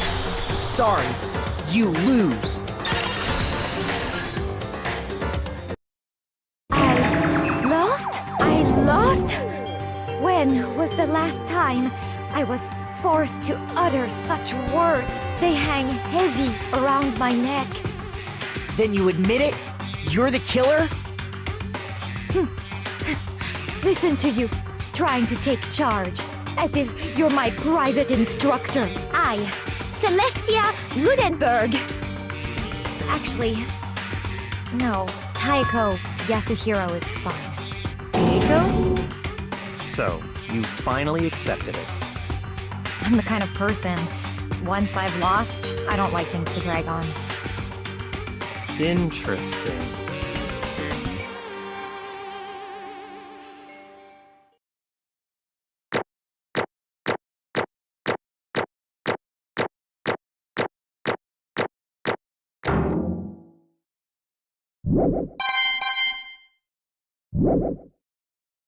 Okay, Monokuma.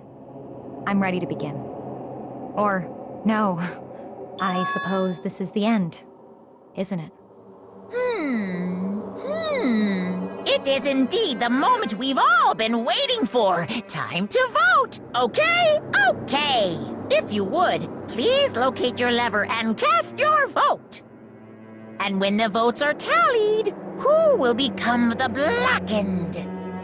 Will you make the right choice or the dreadfully wrong one? What's it gonna be? What's it gonna be?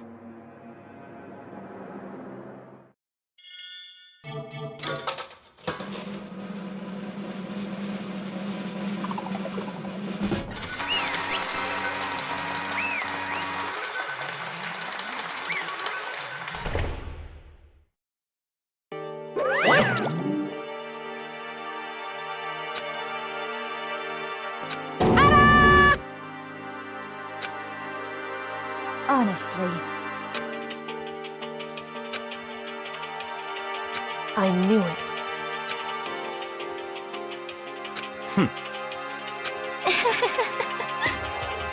So then,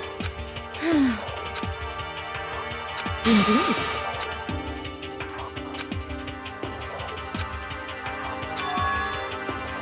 Say what? just a second. In other words, Indeed. I see.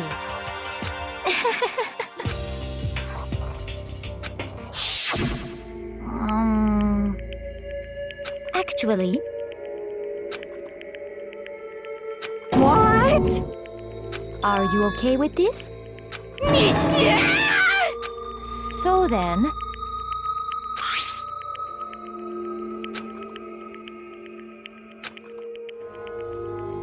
Damnation!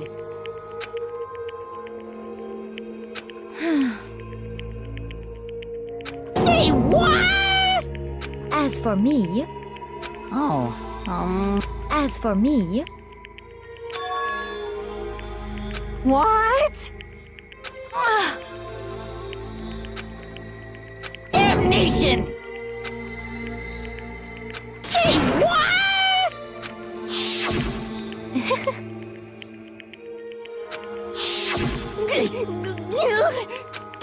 Completely unforgivable. most unfortunate. Actually, What? indeed. Leon? Honestly. I swear I will save her! Actually.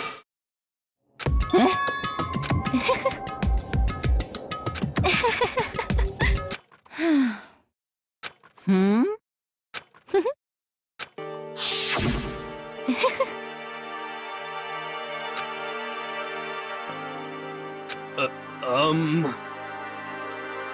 I see. Indeed.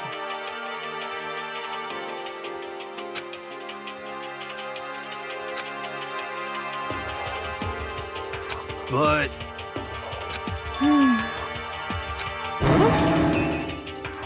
Let's see.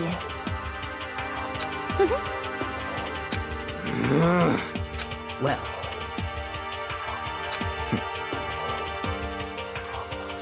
Are you okay with this?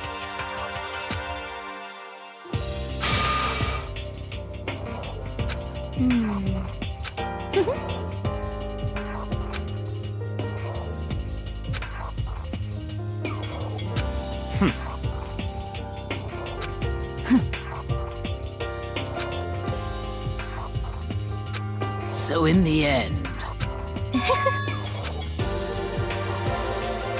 What the heck? Well, don't be mean! I wonder about that. Why? What the heck?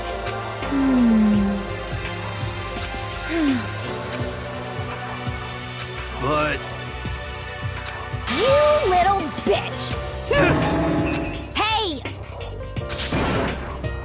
You little bitch! This is fine. Honestly. As for me, isn't it wonderful?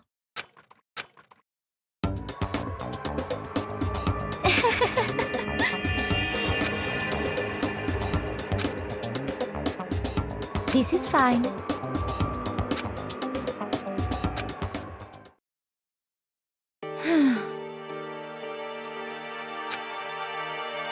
There is nothing to be done.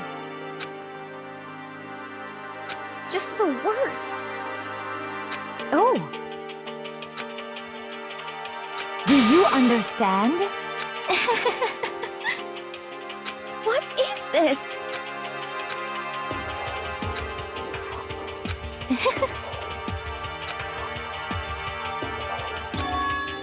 Yes, indeed.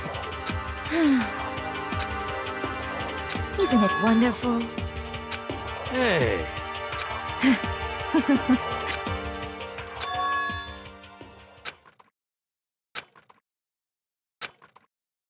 Thrills, chills, kills! Now then, I've prepared a very special punishment. Let's give it everything we've got. It's punishment time! I guess I'll let Kyoko hold on to this. What? Will it really give you the hope you're looking for? I can't say I ever saw it that way. Which is why... Actually, it's not important. Well then, take care, everyone. Perhaps we'll meet again, in another life.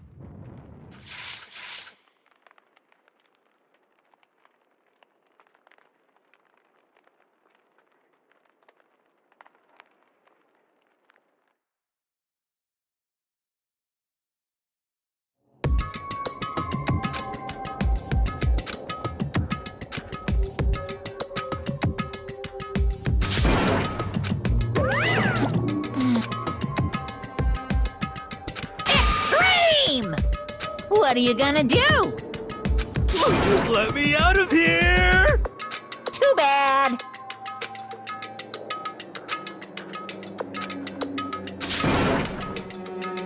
How strange. Hey! Hey! Wah-wah? So then, you. Ooh! Hey, Ooh! How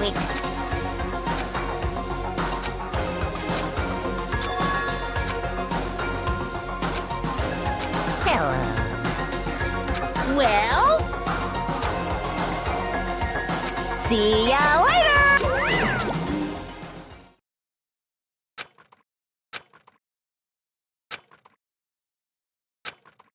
so.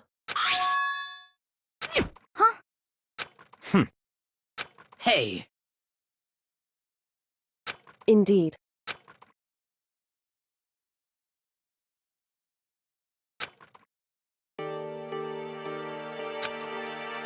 Hey, What? so. Come on. What? Goodbye. well then. Yo!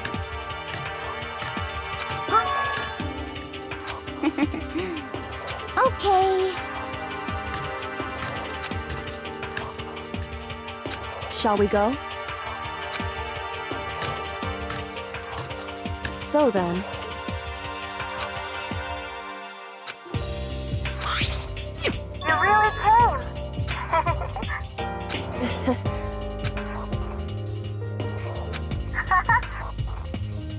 So,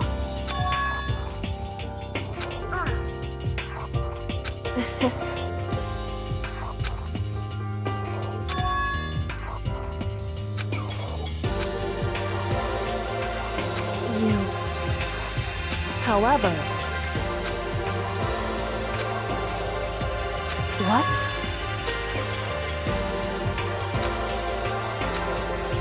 Indeed. What?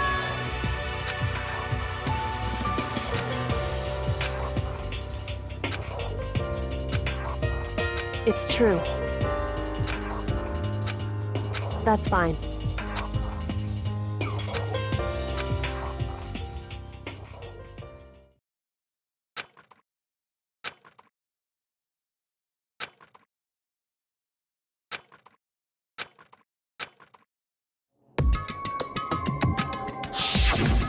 Correct.